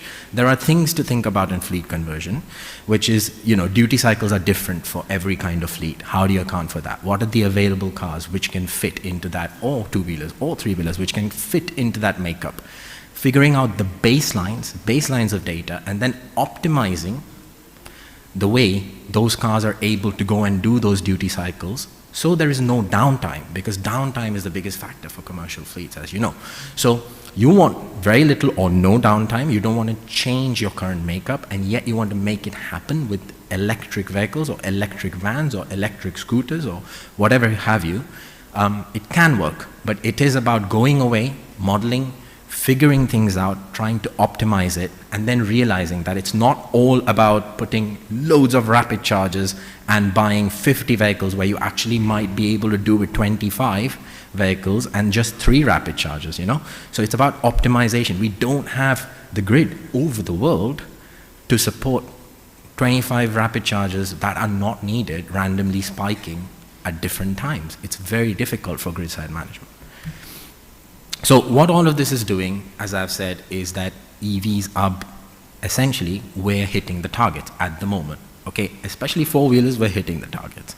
That is an output from one of our tools, one of our models that is available interactively to all local governments in England. We make that available through a project that we are managing and running for the Office of Zero Emission Vehicles. And therein is an important learning for us as well, that when certain grants and schemes were released earlier, there wasn't enough guidance that was being given to the local authorities who actually had to implement these things.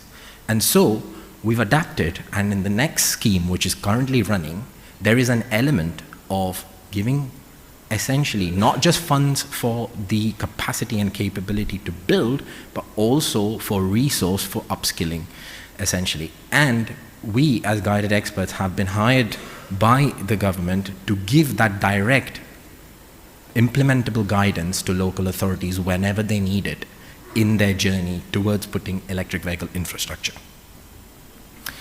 And obviously, so many cars coming onto the road means we need a huge amount of infrastructure. A huge amount of infrastructure comes with a myriad of challenges. The power, how do you put it? Where do you put it? How many do you put? Again, optimization. What is the right amount of them to put and where? And then the age-old question, chicken or the egg. So this is a fight in between OEMs and the EV infrastructure side, where the EV infrastructure side, the private sector says, well, we won't build because there isn't demand. The EV manufacturers sell, well, we're not creating more units because there isn't enough infrastructure out there, because people are saying we won't buy EVs because there isn't enough charging there. So it's about people's anxiety ultimately, and we have this gridlock because of the anxiety of the people. So again, what is needed? Communication with ground level to ensure that they have the confidence to switch. Okay, and then working throughout the ecosystem, national government, local government, and the industry all together to make it work. It can't just happen from one side. It's not just about private sector stepping up. It is not just about national government putting policies down. It is about everything working together. Coordinated effort. So what the UK government has done is obviously they've realized this challenge because people have said we're anxious about infrastructure. So they've gone and put out an infrastructure strategy.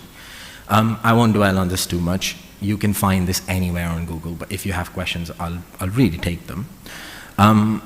Basically, it's about the people. What did the people want? There was a consultation with the people and with the industry to figure out what is possible that the industry can give based on what people really, really want. And that's what made this next taking the charge strategy. So the plan, in a nutshell, is that the national government releases grants for the local government and guidance, essentially also grants to support that guidance, i.e. skills, so that EVI can be implemented locally. It is important to implement EVI locally because the local governments know their areas, right? Their people, what their people want. And so they can go and implement what is a national policy much more easily rather than the nation trying to, which is very similar to the Indian context. Things are set by the national government and the states have to go and implement it. Fantastic. Basically, the aspect that could come in is the skills part of it. There needs to be guidance and skills delivered to the local governments so that they can go and do this, right? And on the other side, the national government working with industry and independent bodies to set standards. More importantly, one set of standards that work across the nation. There will be a difference. There will be very much a difference here because it's huge. You may have different standards, but they need to be set independently with the consultation of industry. So I've already spoken about the Levi scheme. This is currently happening. There's a lot of money about to be released, which will essentially turn into £1 billion+ of investment across the sectors to, put local EVI, okay, something like that. The important bit here is the recognition of the challenge and then deciding how the delivery is going to be done. The challenge was recognized that we need high quality charge points, we need the right numbers of them in the right places, under the right commercial arrangements, okay? And then the scheme was therefore designed essentially targeting local EVI, and the industry will step in where a market has been created, okay? Ultimately, we are the technical arm that support the government to support the local governments to achieve this, essentially. And with that, I basically just want to summarize that we need to coordinate efforts to make net zero happen. Transport is still the worst performing sector. Strategic action is needed at every level, okay, especially on the infrastructure side, absolutely needed. It needs to be strategically placed so that it doesn't imbalance other factors, your other vectors of the net zero, especially energy. And then ultimately, the national level needs to work with the local level, and the local level needs to then go and implement it with a parallel stream of working with the industry to set standards, preferably a single standard where possible. Ultimately, the one thing that is not covered in this summary because it's not part of my presentation is what about R&D and looking in the future, but there are really esteemed colleagues here who are going to talk about that. And so I will leave it to them, but I will definitely say that in parallel to this plan, the UK government has been giving lots of grants, R&D grants, to see what's coming next, like wireless charging, like vehicle to grid, and so on and so forth. So that must happen in parallel with what we know now to update our knowledge so that we can adapt those policies that are going to be stale in the next 5 years. With that, I will thank you very much and hand over to. Thank you. Thank you very much, Sagar. Please. That was a very comprehensive presentation, and I particularly liked the idea, which could be relevant for us in the Indian context in terms of sharing of practices, is the combination of incentive and disincentive and gap funding through grant. And that could possibly be an interesting business model in terms of implementation. Thank you very much, Sagar. I'm sure there will be more questions and more detailed discussion going forward. May I now request Dr. Nikki Black and Professor Maggie Rowe to come up with their presentation. And my request would be if you could keep it within 10 minutes, 10 to 12 minutes. Lovely. Thanks. Over to you. Okay. Sorry, I really need a box so you can see me, but I hope you can hear me at least. You could sit and talk. No, it's fine. First of all, we're delighted to be here. Thank you very much, everybody. Thank you particularly to Mr. Peter Cook, to Mr. Mukherjee, and to all of you who've organized this and invited us. And also, I'd like to thank our partners who are here, Professor Suvinich Roy, who's here in the front, and Mr. Swastik Pal, who's working with us. He's an independent photojournalist and artist. First of all, I'd like to take a few minutes to introduce the Living Deltas Hub. It's funded under the UK Global Challenges Research Fund by the UKRI. And globally, I think we know there are many people living in deltas. 500 million people live on deltas, in deltas. Their fertile floodplains are home to abundant biodiversity and rich soils. Deltas are also integral to global food supplies, fish stocks, water supplies, industry, trade and culture, some of which we've already talked about here. And in short, people's lives and the survival of many other species rely on delta sustainability. Deltas are also seen as engines for economic growth. In many deltas, people have higher GDP than those in other areas of the country. Examples are in the Gulf of Mexico, the delta of rivers Rhine and Nile,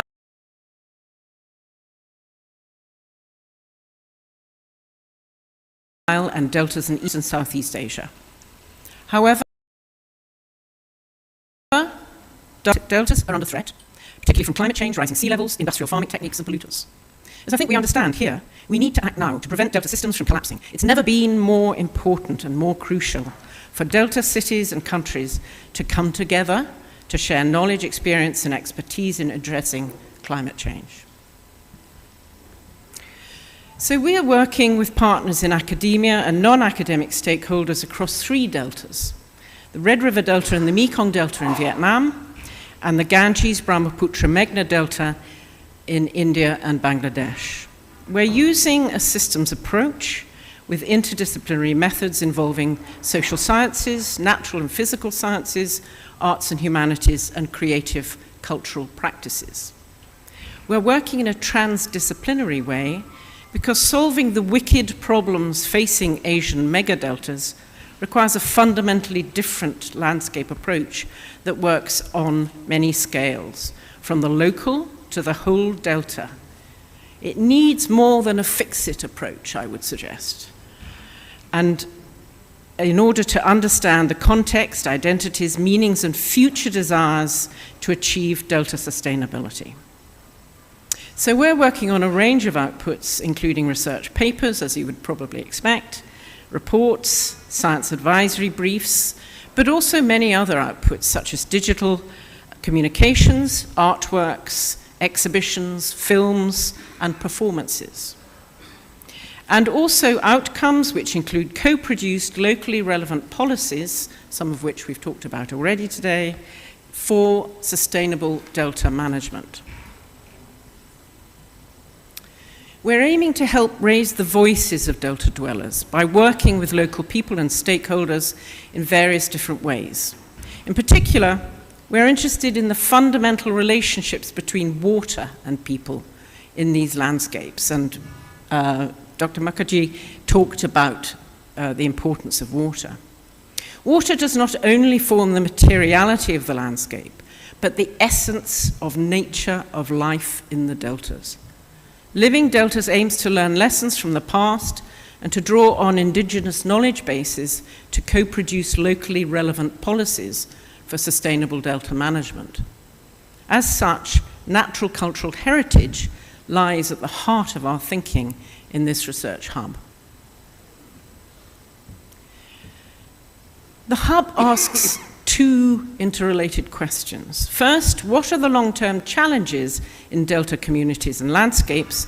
And second, how are these changes accelerated in the Anthropocene? There have been huge changes over the last 30 to 50 years, in particular, at the landscape scale. We also seek to determine the key drivers behind this change and the main consequences for delta dwellers. While more data can help us to identify the extent of these changes, interpretation and communication of change is also important. We are also interested in listening to the stories being told and in how new stories might emerge, and how they can be used as the basis for communicating what is going on in the deltas with those who might be able to make change. And I would suggest that some people here are able to make change. So we're working through a number of themes and priorities that respond to the UN SDGs. The work focuses on each delta and country, but also crosses countries and deltas. We're particularly now working on locally led adaptation because we recognize that delta peoples can be considered as the first climate change adapters.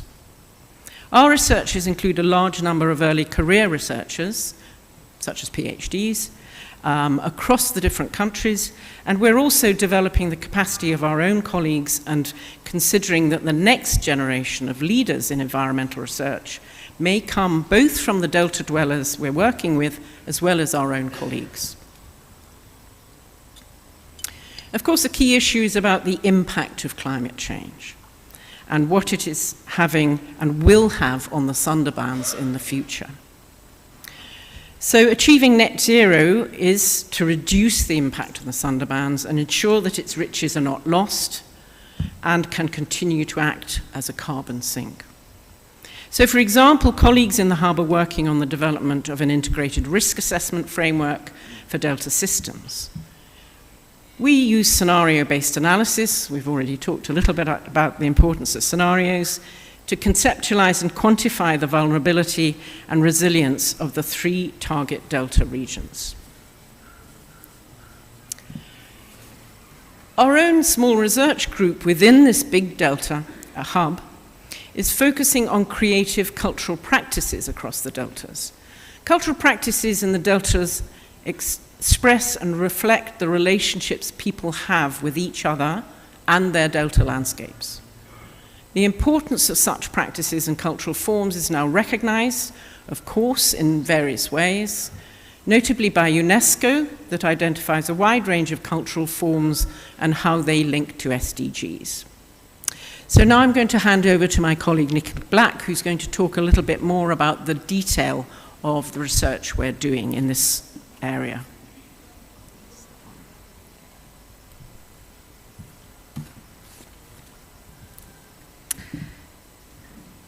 So thank you, first of all, to Maggie for introducing the Living Deltas, and thank you to all our Indian friends and colleagues here for inviting us to speak at today's event. I'm just briefly going to outline the work we're doing in Vietnam, because this is working in 2 deltas there, the Red River Delta and the Mekong. And for example, some of the things we're doing there, we're examining water puppetry practices using a number of different methods, such as archival research, interviews, and site visits. And what we're looking at there and finding is that despite this historical legacy and unique national location of this cultural practice, that traditional skills and knowledge embedded in water puppetry are under threat from multiple perspectives. But moving on to our work in the Sundarbans, our focus here is on the impact of climate change on communities who gather honey from wild bees within the Delta forests. We're concentrating in particular on the culture around honey gathering and the traditional practices and contemporary adaptations, the performances, rituals and stories, and how these help us to understand the relationship between humans, bees, and the Delta environment. Why bees? Well, bees and other pollinators are increasingly recognised for their critical role in environmental sustainability, particularly their part in food systems and food security. It's a frequently quoted fact that they're responsible for pollinating a third of our food. And there's a growing demand for honey, particularly wild organic honey. And yet, the evidence shows that pollinators are seriously in decline, impacted by multiple causes, from intensive agriculture to a changing climate. Our work here uses interdisciplinary methods. We work alongside artists from India and Bangladesh, and with colleagues at the Indian Institute of Engineering, Science and Technology, and at Jadavpur University here in Kolkata. But most importantly, we work with the men, women, and children of the communities whose local embedded knowledge of their environment, the changes and adaptations, are critical in understanding the key drivers of change. And we're doing this through arts workshops with young people, recording traditional performances and writing new stories, creating film and photographic outputs alongside more conventional academic methods such as interviews and focus groups. And we're seeking to understand the values, knowledge, attitudes to risk, and adaptations for sustainable futures within these cultural practices, performances, stories, and rituals. From our research,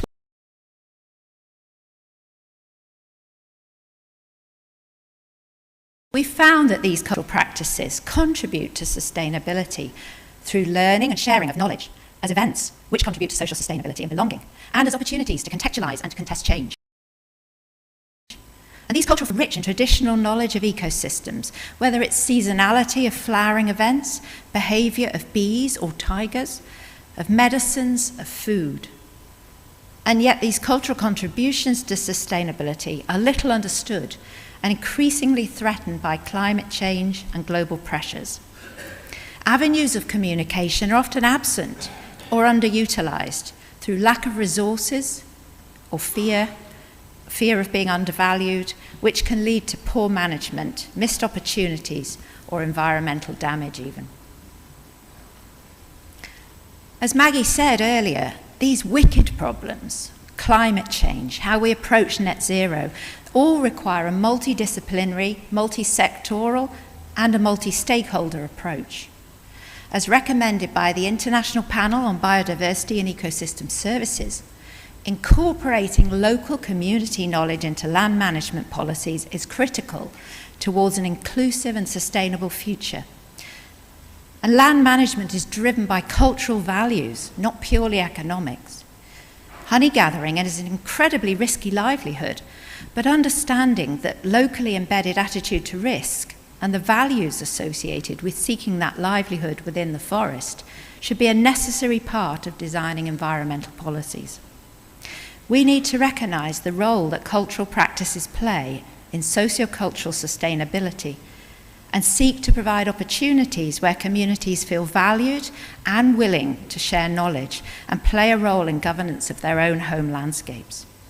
And it's only through addressing these gaps, bringing together local, experiential and scientific knowledge, that we can make positive advances towards addressing inequality, poverty and climate action. And that's just some of the SDGs we're trying to achieve. So just to wrap up, towards this aim, we're working on sharing stories and situations faced by these communities in the Sundarbans. And we're designing a touring and online exhibition currently called Bittersweet Tides. Through the artworks created and the embedded local and scientific knowledge, the exhibition will tell the story of the impact of climate change on the honey-gathering communities in the Delta. We'll work with local craftspeople, curators and designers to build this exhibition, which will tour not only in urban gallery settings, but back to the communities at the heart of our project. And I'd like to invite you here as an opportunity to be part of this, to add your name to this research and help us to elevate these voices from the Deltas to a wide international audience. And if there is some way you can help us make this exhibition a reality, please find a chance to speak to either myself or any of our colleagues here during the event. And thank you again to everybody for inviting us here. Thank you very much indeed, Professor Maggie Rowe and Dr. Nikki Black. It was indeed a very focused presentation, and it's good that you touched on transdisciplinary approach, and that's very important, especially on a subject like this. And you dwelt on adaptation, which is now increasingly becoming as important as mitigation going forward. But what has actually got me a little excited is about the higher GDP, as you said, in terms of the local community. And so anyway, more for the question time. Thank you very much indeed. Then we have 4 corporate presentations on case studies. The first being Mr. Surajit Majumdar, Senior General Manager and Executive Assistant to the Managing Director of Exide. Over to you, sir.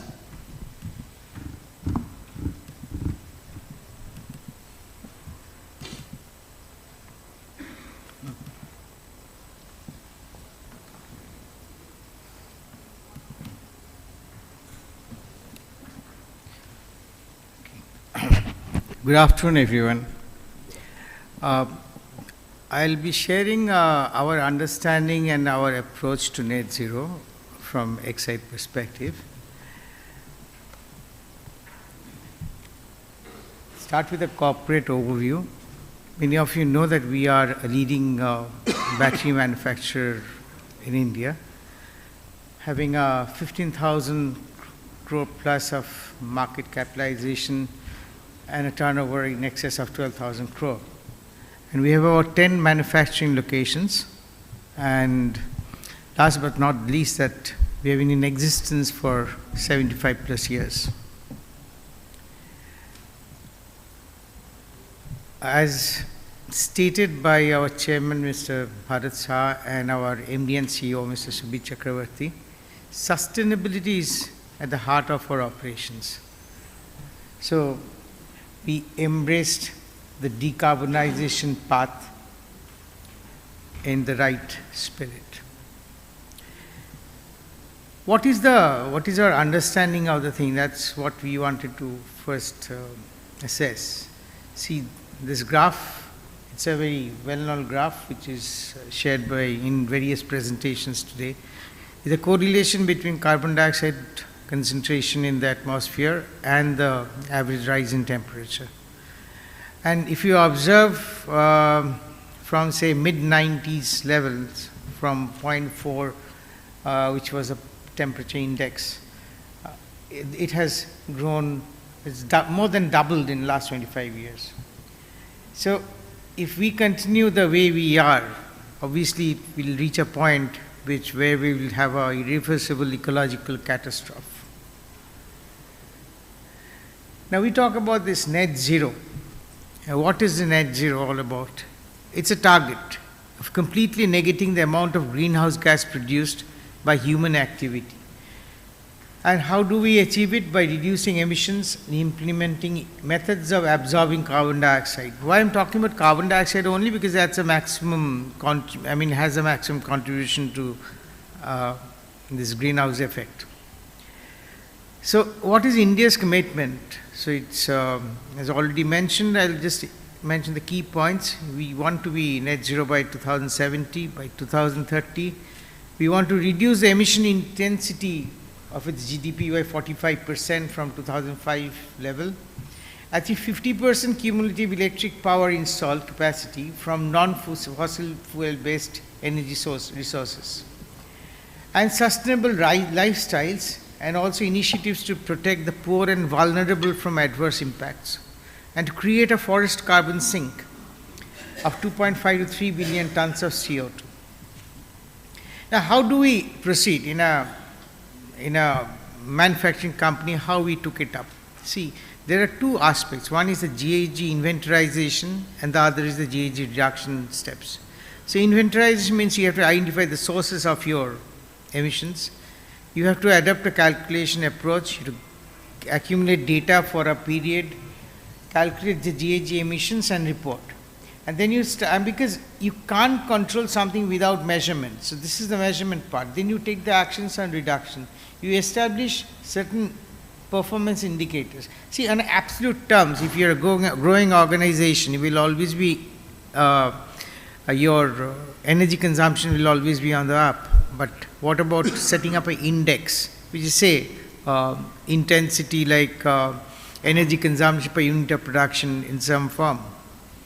And setting the targets. See, unless you set targets incorporating the KRAs of operating managers, you will not see results. And preparing action plan, it's a phased plan. And then you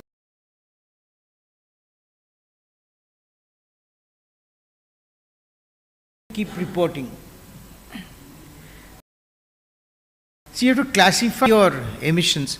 There's a GHG protocol which states there are three scopes of emission. What is scope 1, which is direct GHG emissions, which happens from your consumption of fuel in your own or controlled premises, like the DG set consumption, or in a manufacturing setup you're utilizing LPG for your burners or furnaces. Scope 2 is the indirect GHG emission, which in our country is purchased electricity, the grid electricity.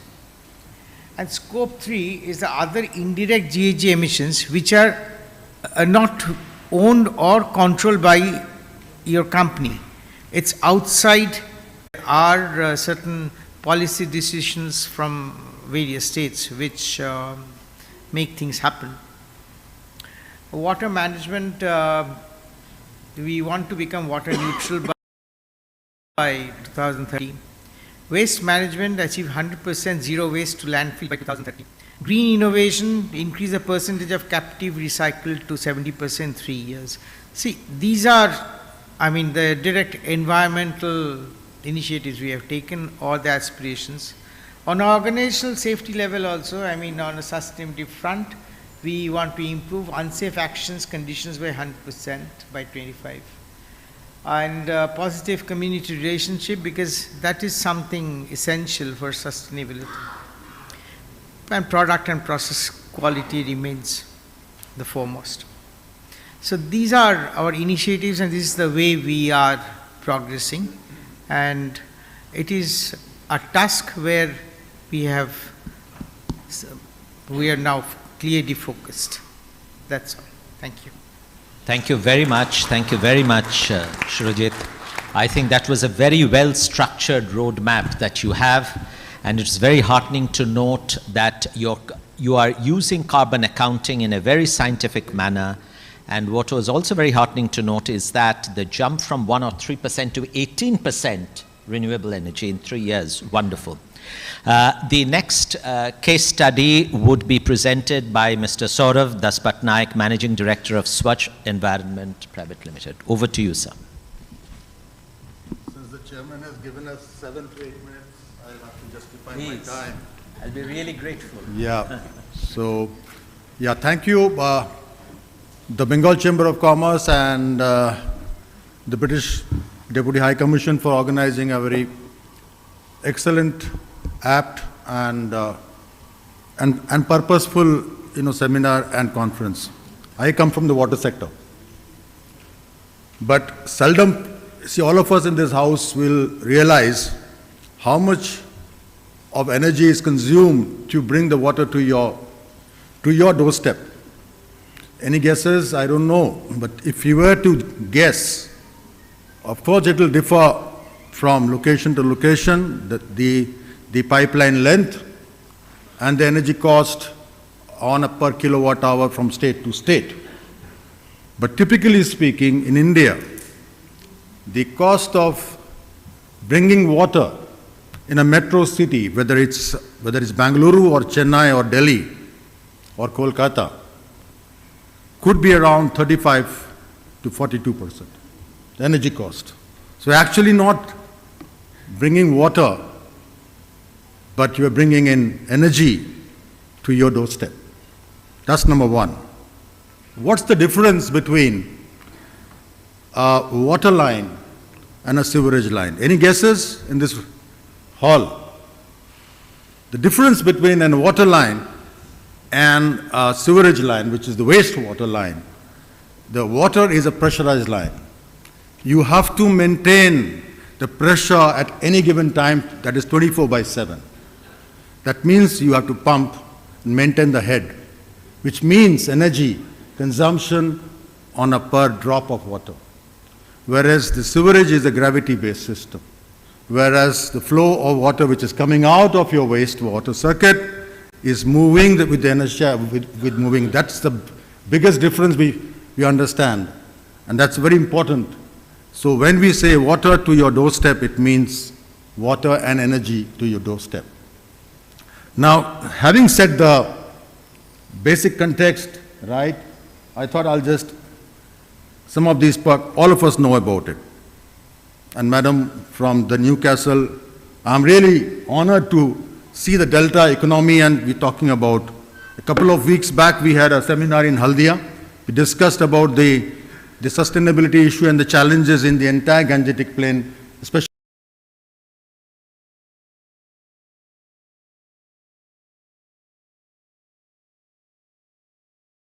the West Bengal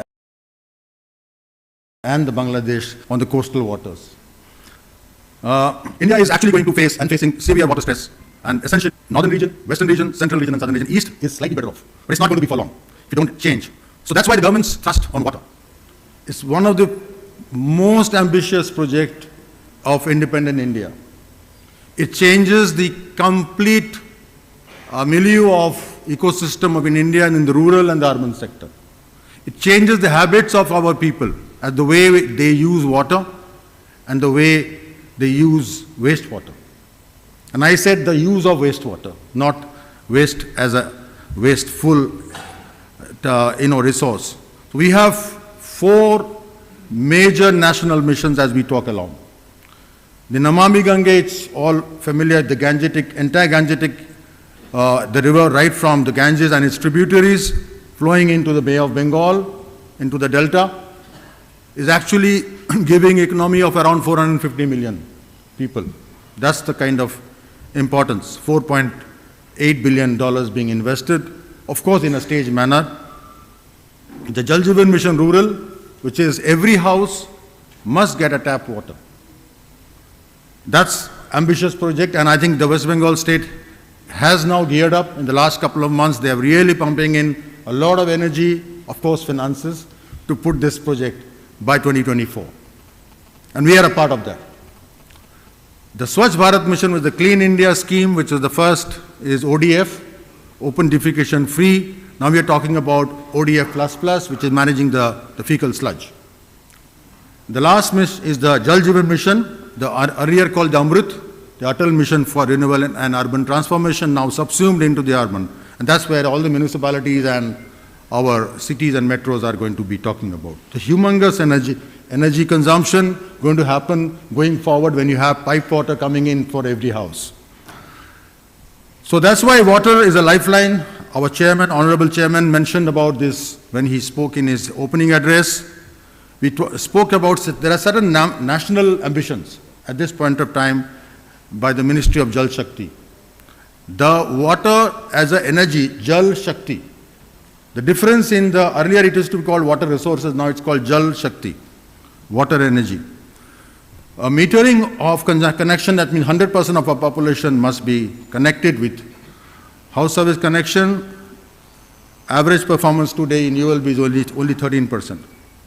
The non-revenue water national benchmark, which we are planning to have around 20%, It's hovering over 33%, maybe over 40% now.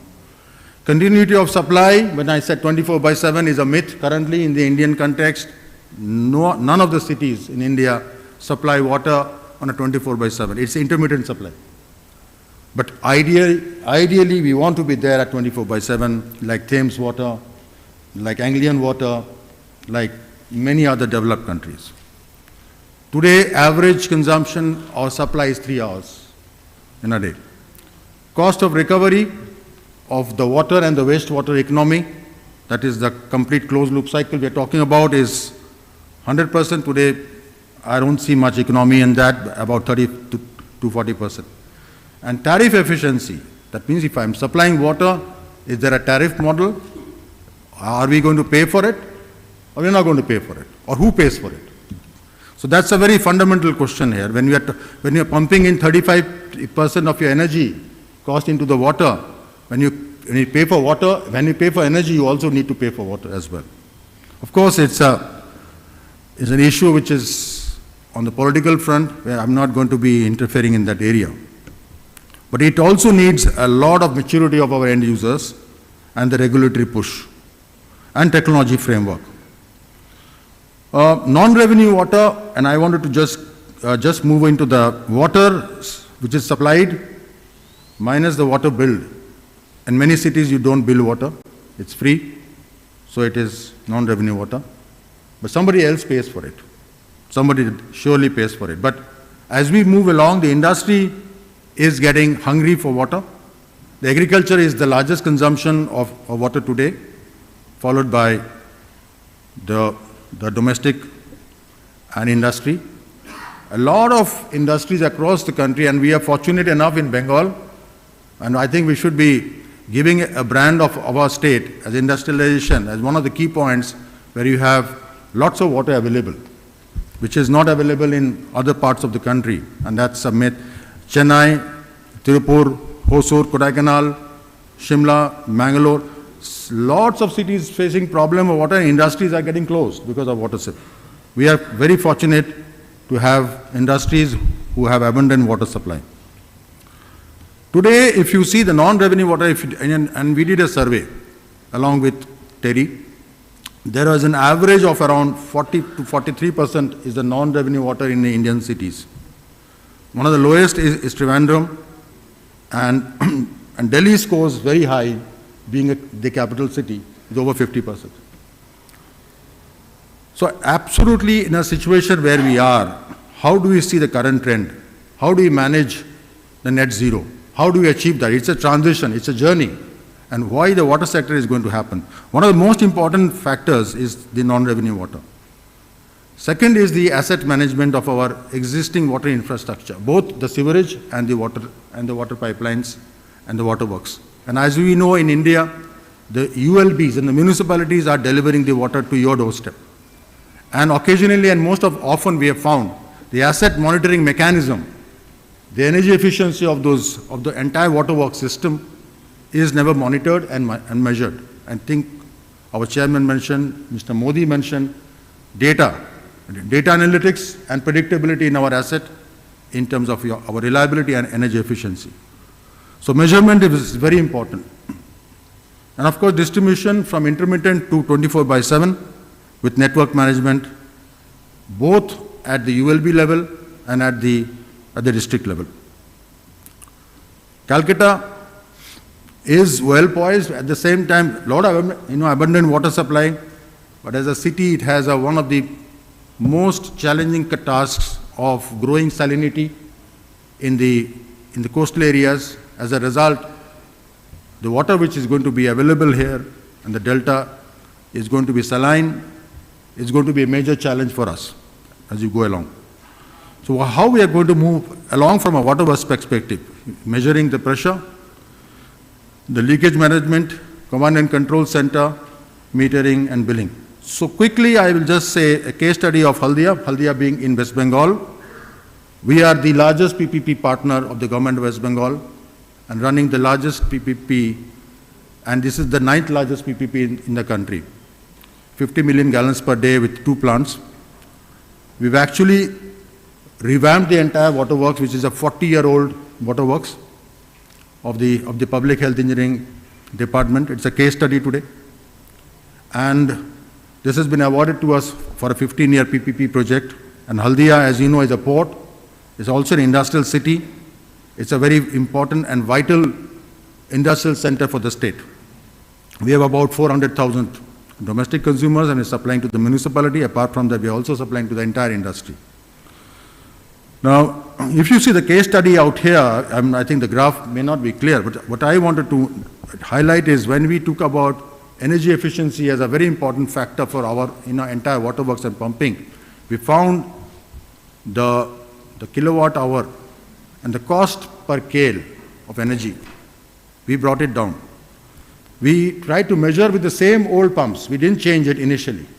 And thereafter, we went in a transition to change the pump, and now we're transitioning to energy efficiency. Motors as well, it needs a capital investment. So since there is no capital subsidy from the state, we as a private partner is doing that. So I would be very happy, Mr. Modi, if we can come up with some viability gap funding, along with the state, we can work out very innovative financial models out here. So what are the benefits on the net zero? This is a journey for us. It's only 3 years right now, but I think we have reduced the non-revenue water from 27 to 17% with the help of the public and the industry at large. There's been an increase in 94% in our increase in consumers and the supply as well. Over 80% of our consumers now have meters. So there is some work to be done. A reduction in physical losses in the water treatment plant, which is a very old one, service and service delivery, and formation of DMA. So energy consumption has reduced significantly, but we are still in the... One of the important points which I wanted to ask our Additional Chief Secretary was to see whether this kind of waterworks can be also, supported on the renewable energy. We have enough land there. We have been given the proposal to the government of West Bengal to give us a kind of a net metering scenario, but unfortunately we have not been yet successful. I hope it will be successful. Second case study, the Delhi Jal Board, Nangli Water Services, another PPP project. But here I'm happy that the Delhi government supported us to put up solar, and net metering is now happening both on the rooftop level as well as almost 2.5 megawatts of power being generated. This is a very large PPP, one of the fourth largest PPP in the country, covering 1.2 million people, 129 square kilometers, more than 2,500 kilometers of pipeline. This is about 1,600 kilometers we have laid down. And when we took over, this was the worst performing area. Almost 79% of non-revenue water. And after significant fight, still we are at 48, and I can tell you it's not a good story. But in Delhi, as you know, water is free up to 20 KL. So there are lots of political issues which we have to address as we move along. So typically, case study of non-revenue water has been brought down by 26%. Connections from around 81,000 to 276,000 connections, more than almost huge increase in our, the coverage. Volumes billed, 196% increase. That means the revenue losses to the state has been reduced. Customer satisfaction increased by over 60%. The pipeline length has been increased by 122%, and operator rate has increased by 32%. So again, increase in the viability of the project, and collection efficiency over 124%. So there was a leakage of revenues in the state at that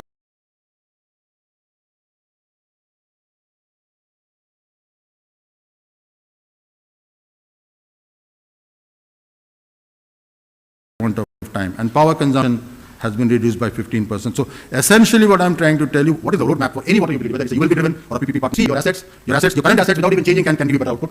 Formation of the district metering areas, non-revenue water management, losses in the treatment plant, losses in the networks, and metering. Metering is to be done, as we say, what gets measured gets done, and reduction in power and efficiencies. So this is broadly the entire story. 2 case studies. I think a lot of work has been done, but more work needs to be done. With these few words, I over to the chairman, please. Thank you. Thank you. Thank you very much. Thank you very much, Saurav. That was a very comprehensive presentation. Water is a very, very challenging area to work on. Happy to note that you are doing some incredible work. The biggest challenge is equity, equitable supply of water, accessibility and equity. And of course, we do not have a pressurized system. So low pressure system, how do you really make things work? There are some ideas. We can save it for some other time for discussion. And of course, the big challenge about metering. Anyway, we shall address these issues later. But when you talk about non-revenue water, there is a lot of unaccounted for water that's very much there in the system as well. So that differentiation needs to be made. Anyway, now the next case study is from Mr. Anirban Ghosh. Anirban, nice to see you, though virtually. It's been a long, long time since we last met. Over to you, Anirban, for your presentation. Thank you, Dev. Thank you for this opportunity to be a part of this conversation. Sorry that I couldn't make it to Calcutta today. I must acknowledge that there's no better partner than UK for a conversation like this, because I remember when listening to a presentation by the Climate Change Committee of the UK, it seemed that the level of clarity on what needed to be done was probably the highest I'd ever heard in any government platform ever. It's good to know that that knowledge is spread and that our country is doing very well in this area as well. As we discuss net zero, it is important to note that the problem that we are all trying to solve is a giant pollution problem. Everything we mention as solutions actually addresses some kind of pollution that we create in the course of our life. Which is why the important point to discuss, the important issue to discuss is climate solutions. We have come to a stage today where we can go beyond talking about what must be done to what can be done, and things that can be done today and things that will become possible in the near future. Many of the solutions have got discussed in the conversation already. Renewable energy and electric vehicles and water efficiency and energy efficiency and so on. And there are plenty more that are coming online which we are aware of, such as clean hydrogen, such as clean materials, many recycling solutions, some of which we say are a little bit expensive today, but if you look at the way technologies move, very soon they will become economically feasible and ready to be scaled. Most of the solutions end up impacting energy in some form or the other. And it is only right that it does so, because if you were to take the energy component of the pollution created from every single solution or every single thing that we do in our lives, the impact on emissions from generation and consumption of energy is 74%. Deva, if I remember correctly, you mentioned it in your opening address. So whatever we do ends up impacting the way we generate or consume energy. Or I should say almost anything that we do ends up impacting this. And this is why it is important to look at this solution space through the lens of systems thinking. I know there have been, you've just heard a very good example of the water energy nexus. But let me make it a little bit more personal. In your own bathroom, you possibly have a mixer to mix hot water and cold water. If you have chosen to have two separate taps for a separate one for hot water and a separate one for cold water, and then have to operate them to get the right balance, you are causing more climate pollution than you need to. Because every time you do this, there's a large amount of water that gets wasted. This water has to be pumped, therefore there's a lot of energy that has to be generated. And because of this generation, there are emissions and so on and so forth. So if we were to move from this two-tap solution to a single lever solution, we would immediately start saving water while we were having a bath, and therefore reduce the need for pumping and reduce the need for energy. If you push it further back, if we consume more energy, it means the amount of renewable energy capacity we have to create will be much greater than if we were to do energy efficiency and water efficiency projects and solutions, adopt them in our regular life. And if we were to do that, we would in turn reduce the need for batteries for storage, which in turn would reduce the possible pollution at the end of life of the batteries and would give us a chance to be able to bring the materials from batteries back again into use. So this whole thing is so closely connected to each other that if you were to adopt a method of systems thinking, we would be able to have far greater impact on climate than by looking at initiatives individually.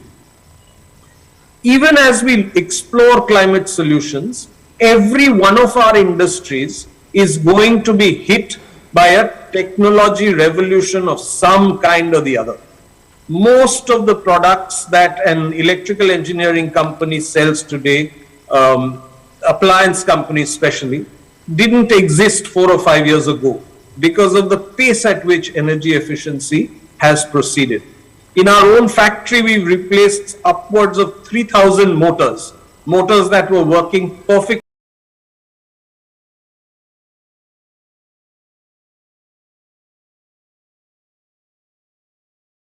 well and have been working probably for the last 50 years. Now we have alternatives which have 30 to 40% better energy efficiency than these perfectly good old working motors of the past. So what can organizations do? To my mind, there are two things. One is to become net zero within its operations, and the second is to provide climate solutions. Now, climate solutions include the solutions we heard for battery a little earlier in this conversation, and then renewable energy and a whole bunch of them. So let me just give you a glimpse into some of the climate solutions that the Mahindra Group has already invested in. One, of course, is electric vehicles. You know that the transition to electric vehicles will only accelerate, especially as battery prices come down. And very soon, you and I will all have electric cars, a conversation that Bengal Chamber often hosts in various conferences that it organizes. The Mahindra Group also has invested in solar energy, in setting up won't limit temperature rise to 1.5 degrees centigrade. We are going to see a lot of cataclysmic events, which includes the Mumbai-Bandra Worli sea link going underwater, and perhaps even the area in which I live being completely inundated, if Google simulations are to be believed. So let me stop there by saying that the path to net zero is something we are on, but we need to do a lot more for, and it is important to adopt the solutions that we can today and also ensure that more solutions become available and prove to be an opportunity for business. Thank you very much. Thank you very much indeed, Anirban. Thank you. Thank you. As I was saying, I don't know if you heard it, you always bring in a breath of fresh air and a new perspective to any deliberation, and I've heard you on a number of occasions. I'm unable to hear you. I hope you heard me. We can hear you. Oh, again, there's a bit of a problem. Can you hear us now? Possibly not. Anyway, that was a very interesting presentation or storytelling, shall we say, from Anirban, and suggesting some very practical solutions, including shower mixer.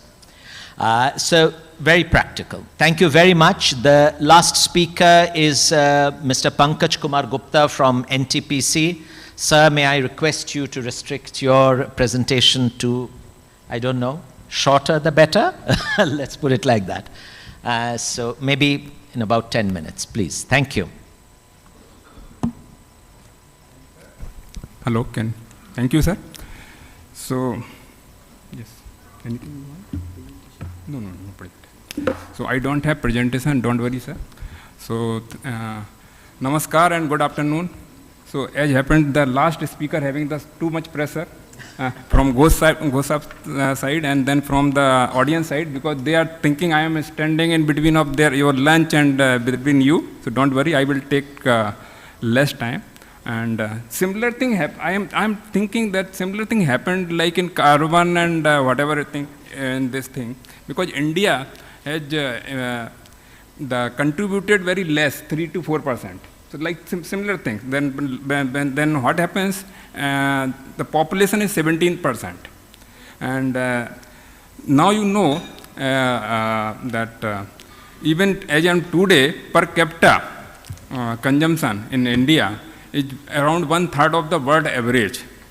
So these things is there, but as a responsible citizen, we are going for the net zero and carbon neutrality. Similar thing I will do, that I will finish my this speech in 10 minutes, so that you will don't feel that So my point is that people are not only talking about the net zero. Now in world is talking about the net positive also. Earlier we were talking about the carbon neutrality, net zero, but now people are talking about the net positive also, because so whatever contributed earlier, so like big company like Google, and they are thinking they will compensate the previous year compensation also. So as we are discussing from the morning, that now we are passing through the transition phase. Probably this is the most important transition phase in the history of modern civilization. So when I say we, that means everyone, whether it is individual or company or sector or country or entire world. So as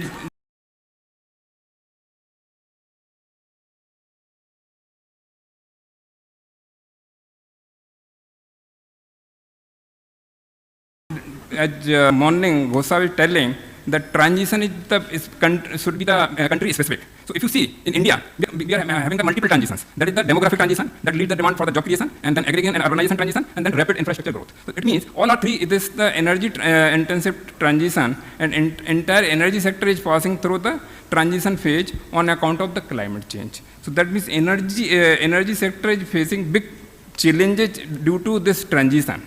And you know, energy sector is a backbone of the economy, and the power sector is the backbone of the energy sector.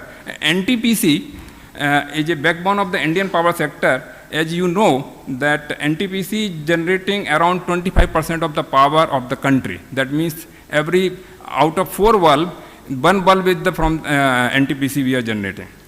And that means we have a very huge responsibility on our shoulder to provide the energy security to the country, to sustain the economic growth, to sustain the employment and livelihood in the country, and to sustain the environment-friendly lifestyle, ultimately contributing the goal of climate change mitigations. So that means NTPC have to do the transition, and currently, you know, because we have the mainly fossil-fired fuel power generation, so more than 80% is the coal and gas. So that means we are generating very high carbon as of now. So this is we are considering this is the opportunity, not much challenge, because whatever challenges come, so we should encash that opportunity. That is our goal. So what,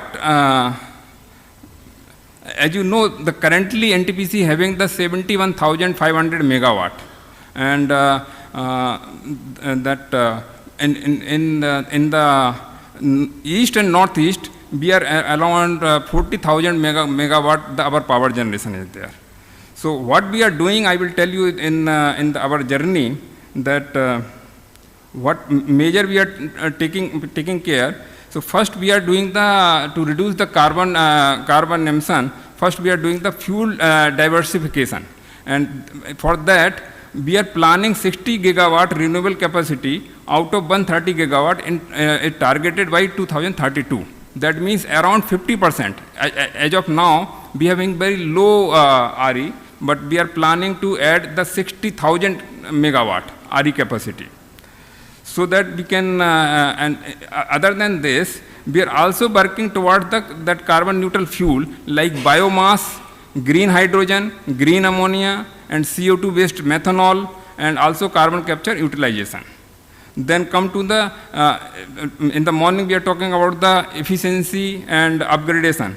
So whatever the power plant which are old, so we are going for the R&M, and so that we can increase the their efficiency, so that the carbon emission will be less. We are also, earlier we are providing the subcritical technology, now we are going to subcritical to supercritical, and then supercritical to ultra supercritical, and also which is technology which is not available in around the world, but we are developing that technology that is called advanced ultra supercritical technology, which works on the 700 degree centigrade and 700 degree centigrade, which we have working and developing with the IJCAR, BHL and NTPC together. If it developed, then that means we are increasing very high efficiency and 20% less carbon emission from the subcritical, if you compare that. And also we are telling all the time coal is bad, but coal is black also. So we are telling that we wanted to make a blue coal power plant. That means if we reduce the emission from coal power plant to the equivalent to gas power plant, which is like in Europe it is there. So that then we are targeting for that, and which if you can do that, that means it will be equivalent to the gas power plant, and we will can tell that blue coal power plant. And that emission from 800 at present, from 1 unit of electricity, 800 grams we are emitting the carbon, so that can be reduced to 550 grams. And this can be done by using the co-firing of the carbon neutral fuel like biomass, methanol, municipal solid waste, sewage treatment plant sludge, etc. And partial that carbon capture. Now come to the repurposing of thermal acid. What happens? Because of the high renewable RE integration, this power plant we have to require to run at the lower load, so that we can accommodate this RE. And then also then when it is required, then we have to ramp up and ramp down. So we are aligning this and redesigning the thermal acid so that we can accommodate the RE, which is very low or no carbon point. Now come to the carbon capture. So we are also doing the carbon capture, but we are believing that carbon capture and utilization, not storage. As NTPC, so we have already put one plant, carbon capture plant, that is carbon capturing from the flue gas. And 20 ton per day, that carbon capture plant we have already commissioned in Vindhyachal. And from that, we will make the this methanol by integrating with the hydrogen. So then methanol can also be fired in the boiler. So this will help the reducing the carbon. Then next come to the, everybody talking about the, and we are also working the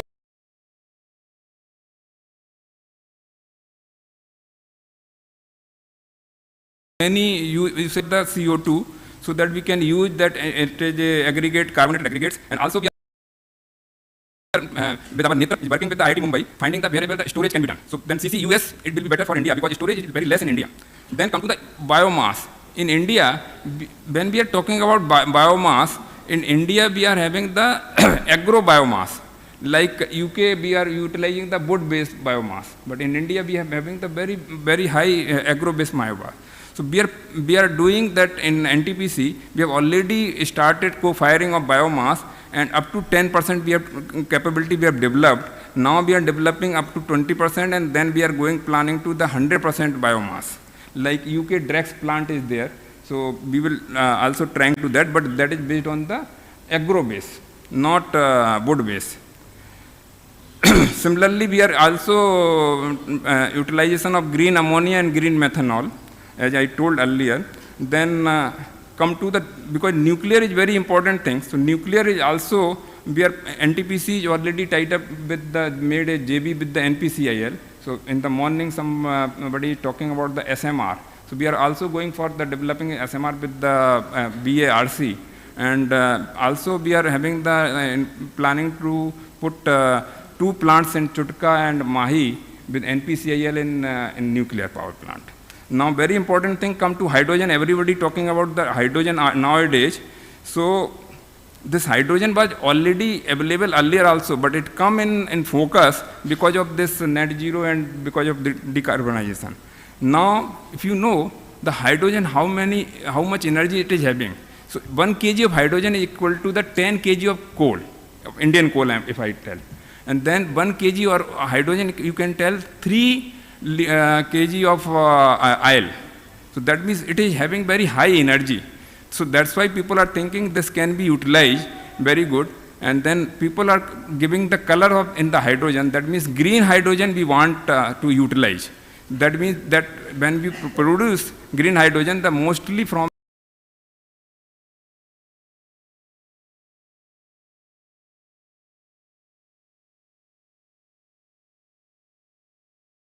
the electrolyzers or from water electrolysis. But challenge is in water electrolysis that you can, it requires a huge quantity of water, discussing the problem of the water. So that means, so NTPC we are doing research so that if we can make this electrolysis from the seawater efficiently, then it will be more useful. Because we don't have much water, maybe West Bengal some water is there, but other places we are having the scarcity of water. Second problem is, for making 1 kg of hydrogen, we require 55 unit of electricity for electrolysis. So that means huge energy requirement is there. So we are also developing, and nowadays we are having the PEM and technology and alkaline. So we are trying to make that solid oxide technology which can be give the more things. So, so we are NTPC developing many projects in the hydrogen. Also we are working on the fuel cell and running the buses, and also based on that we are going for the microgrid in Leh, Ladakh. Now we come to the integrated waste management and energy conservation. From waste to we are making many items like charcoal. So that in Banaras we have already established the 600 ton per day MSW. So from that we are making the charcoal, and then charcoal can be used.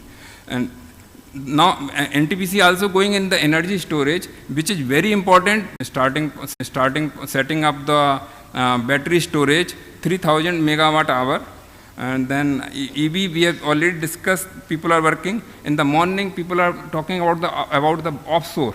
So NTPC also working in that, asking government that they should allocate to offshore power plants so that we can work on. And Nivej already coming for 1 gigawatt offshore power plants, because in India it is very important. We have very big coastal area, so that is there. And specific to the, now if you come to the east and northeast part, so as we are discussing that there similar things can be happen, and like we have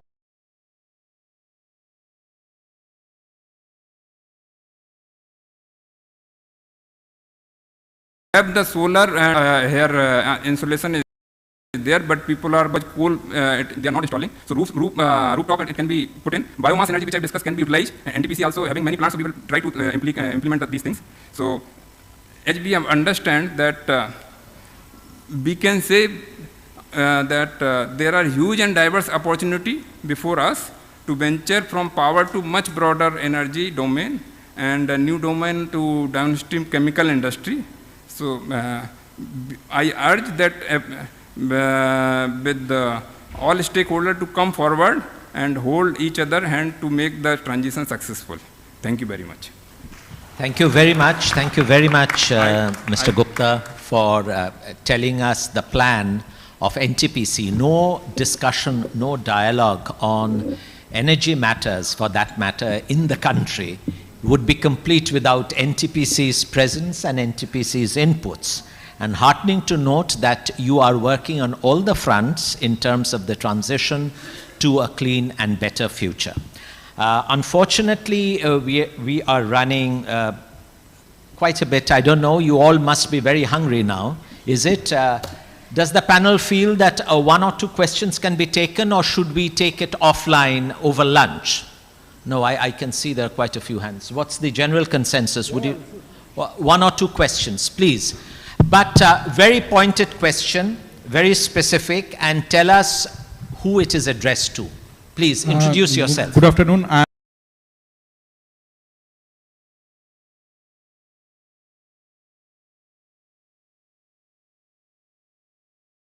I'm Anirban Datta, Joint Honorary Secretary, West Bengal State Center of the Institution of Engineers, India. Yes. My question is directed to Mr. Pankaj Kumar Gupta, that as the Indian power scenario is still dominated by coal-based thermal power generation, so in near future, for utilization of high-ash coal in India and also to cater the SOx and NOx problem, replacing the old PF fire boiler with CFBC boilers, will that do any help in reducing the carbon emission? No, purpose of CFBC is different. CFBC can take the broader range of the fuel. So now if you install the new power plant, there you can think of that whether it is economical, because earlier there was no norm of the SOx and NOx. So CFBC has advantage that they require less SOx equipment, less NOx equipment, so that cost comparison can be useful. But for subbituminous coal, which can be fired in the our boiler, that PC fired boiler, so that is not much required. But depend, if whenever you wanted to new power plant, then you can think of. Thank you.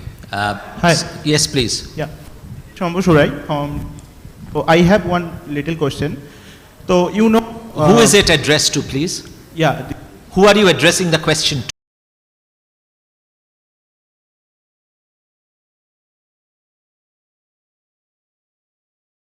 to? Majumdar. Mr. Majumdar. Mr. Majumdar. Yeah. Okay.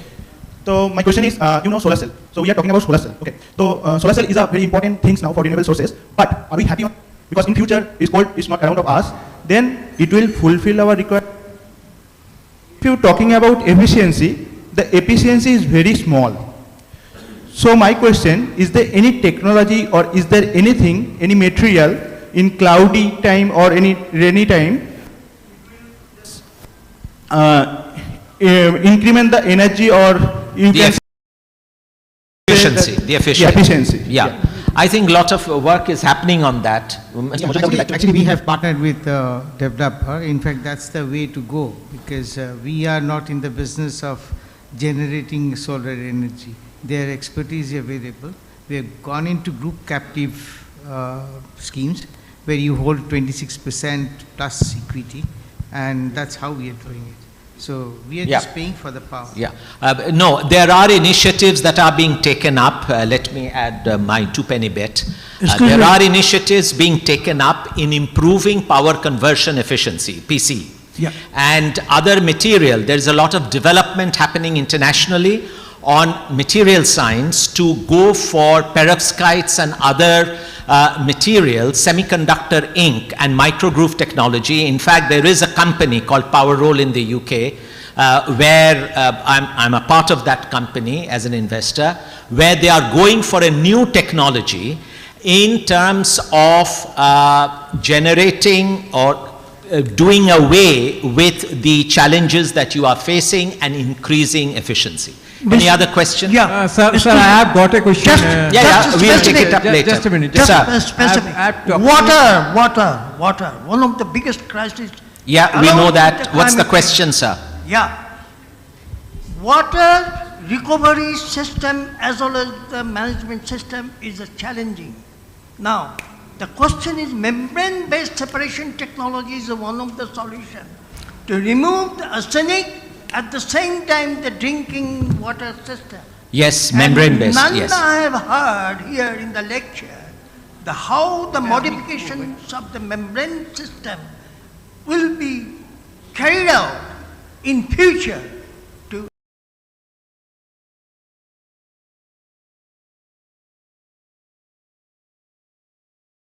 optimize that process. Thank you, sir. Right. Would you like to respond? As far as the technology is concerned, there are very nascent technologies which is coming up is your graphene, which is coming up.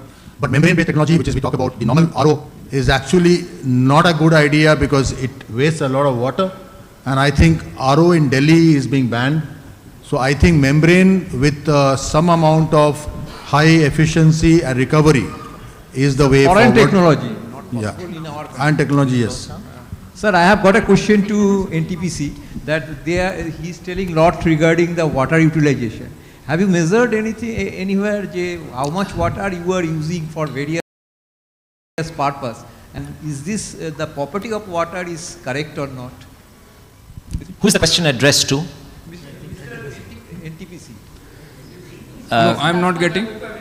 Yeah, Mr. Gupta, Because a you quick are telling, reply. We need to close the a session lot now. regarding the water utilization, you know. So, Mr. Gupta, sorry. Water? Yeah. Can you repeat your question? How have you measured the water quality and water volume which you are going to utilize for various purpose, and their utilization in various fields? Because It's you your are telling business. that reduction of water utilization in various aspects. No. Can you take it up, separately? Have you No, got any I answer? will tell you. Huh? For water, for power plant, so this power plant water is required 3 meter cube per megawatt. I am also from a water power plant, CESC, an energy auditor also. That's why I am feeling your discussion interesting. we will That's discuss. why I am telling you the utilization factor and volume. We is will very much discuss. We will important. discuss offline. Yeah, offline it can be discussed. We have another quick question from Anirban. You wanted to ask a question, I understand. To the panel? Anirban, are you there? Oh, sorry. No, I didn't want to ask the question. Okay. The conversation was going on water and various aspects of it. I wanted to highlight one possibility. Yes. That we can cut per capita usage of fresh water in urban areas by 50%. How? So one, the norm in urban areas is 140 kiloliters per person per day. That's how we design our buildings. Yes. We've discovered that if you use low flow fixtures, if you use the right mixers, you use dual flush and things like that,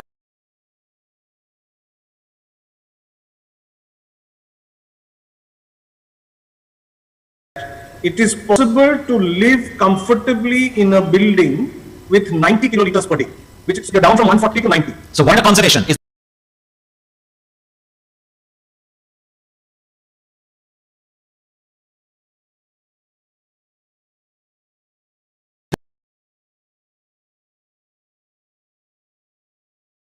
that what you are suggesting through technology intervention, products that bring about a rational use of water. That's just one part of the solution. 40% of the fresh water we buy goes down the flush. Yep. The same thing happens in our houses. So if we have recycled water for the flushes, then the per capita consumption of fresh water in buildings can come down to 70 kiloliters per day.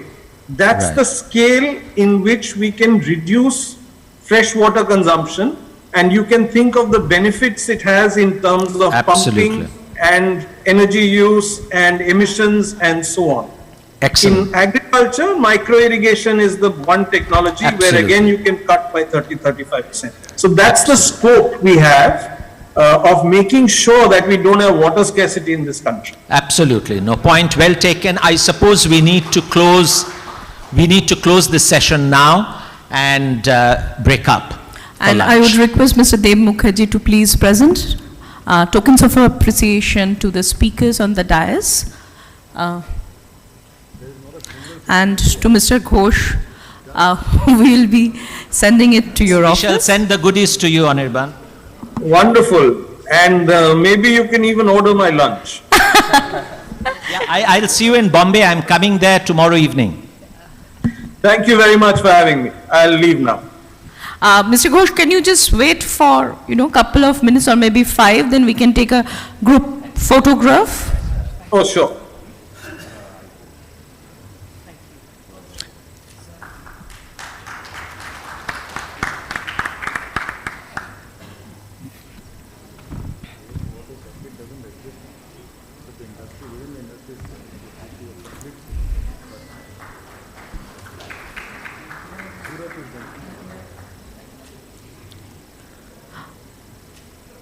The photograph is wildlife photography of Sundarbans.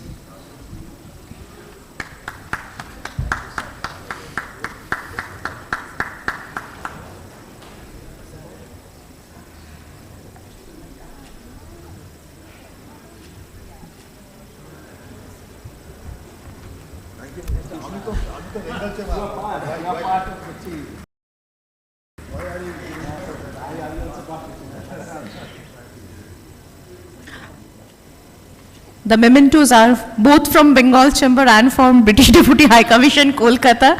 That's why Mr. Das Patnaik, Mr. Deb Mukherjee, you are very much ours, but we are presenting to you also.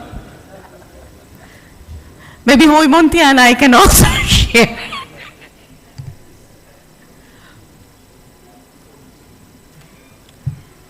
So, I would request a photo opportunity with the speakers on the dais and Mr. Anirban Ghosh on screen.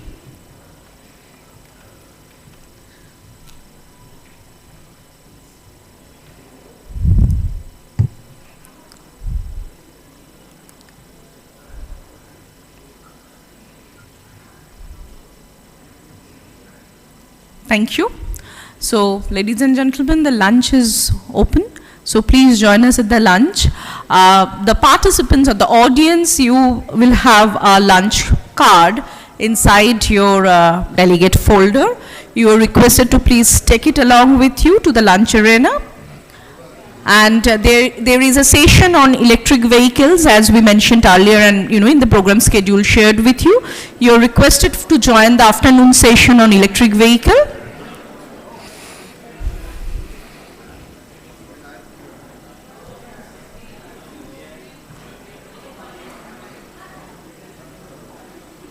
Angana, I'm logging off now. Yes, sir. Thank you.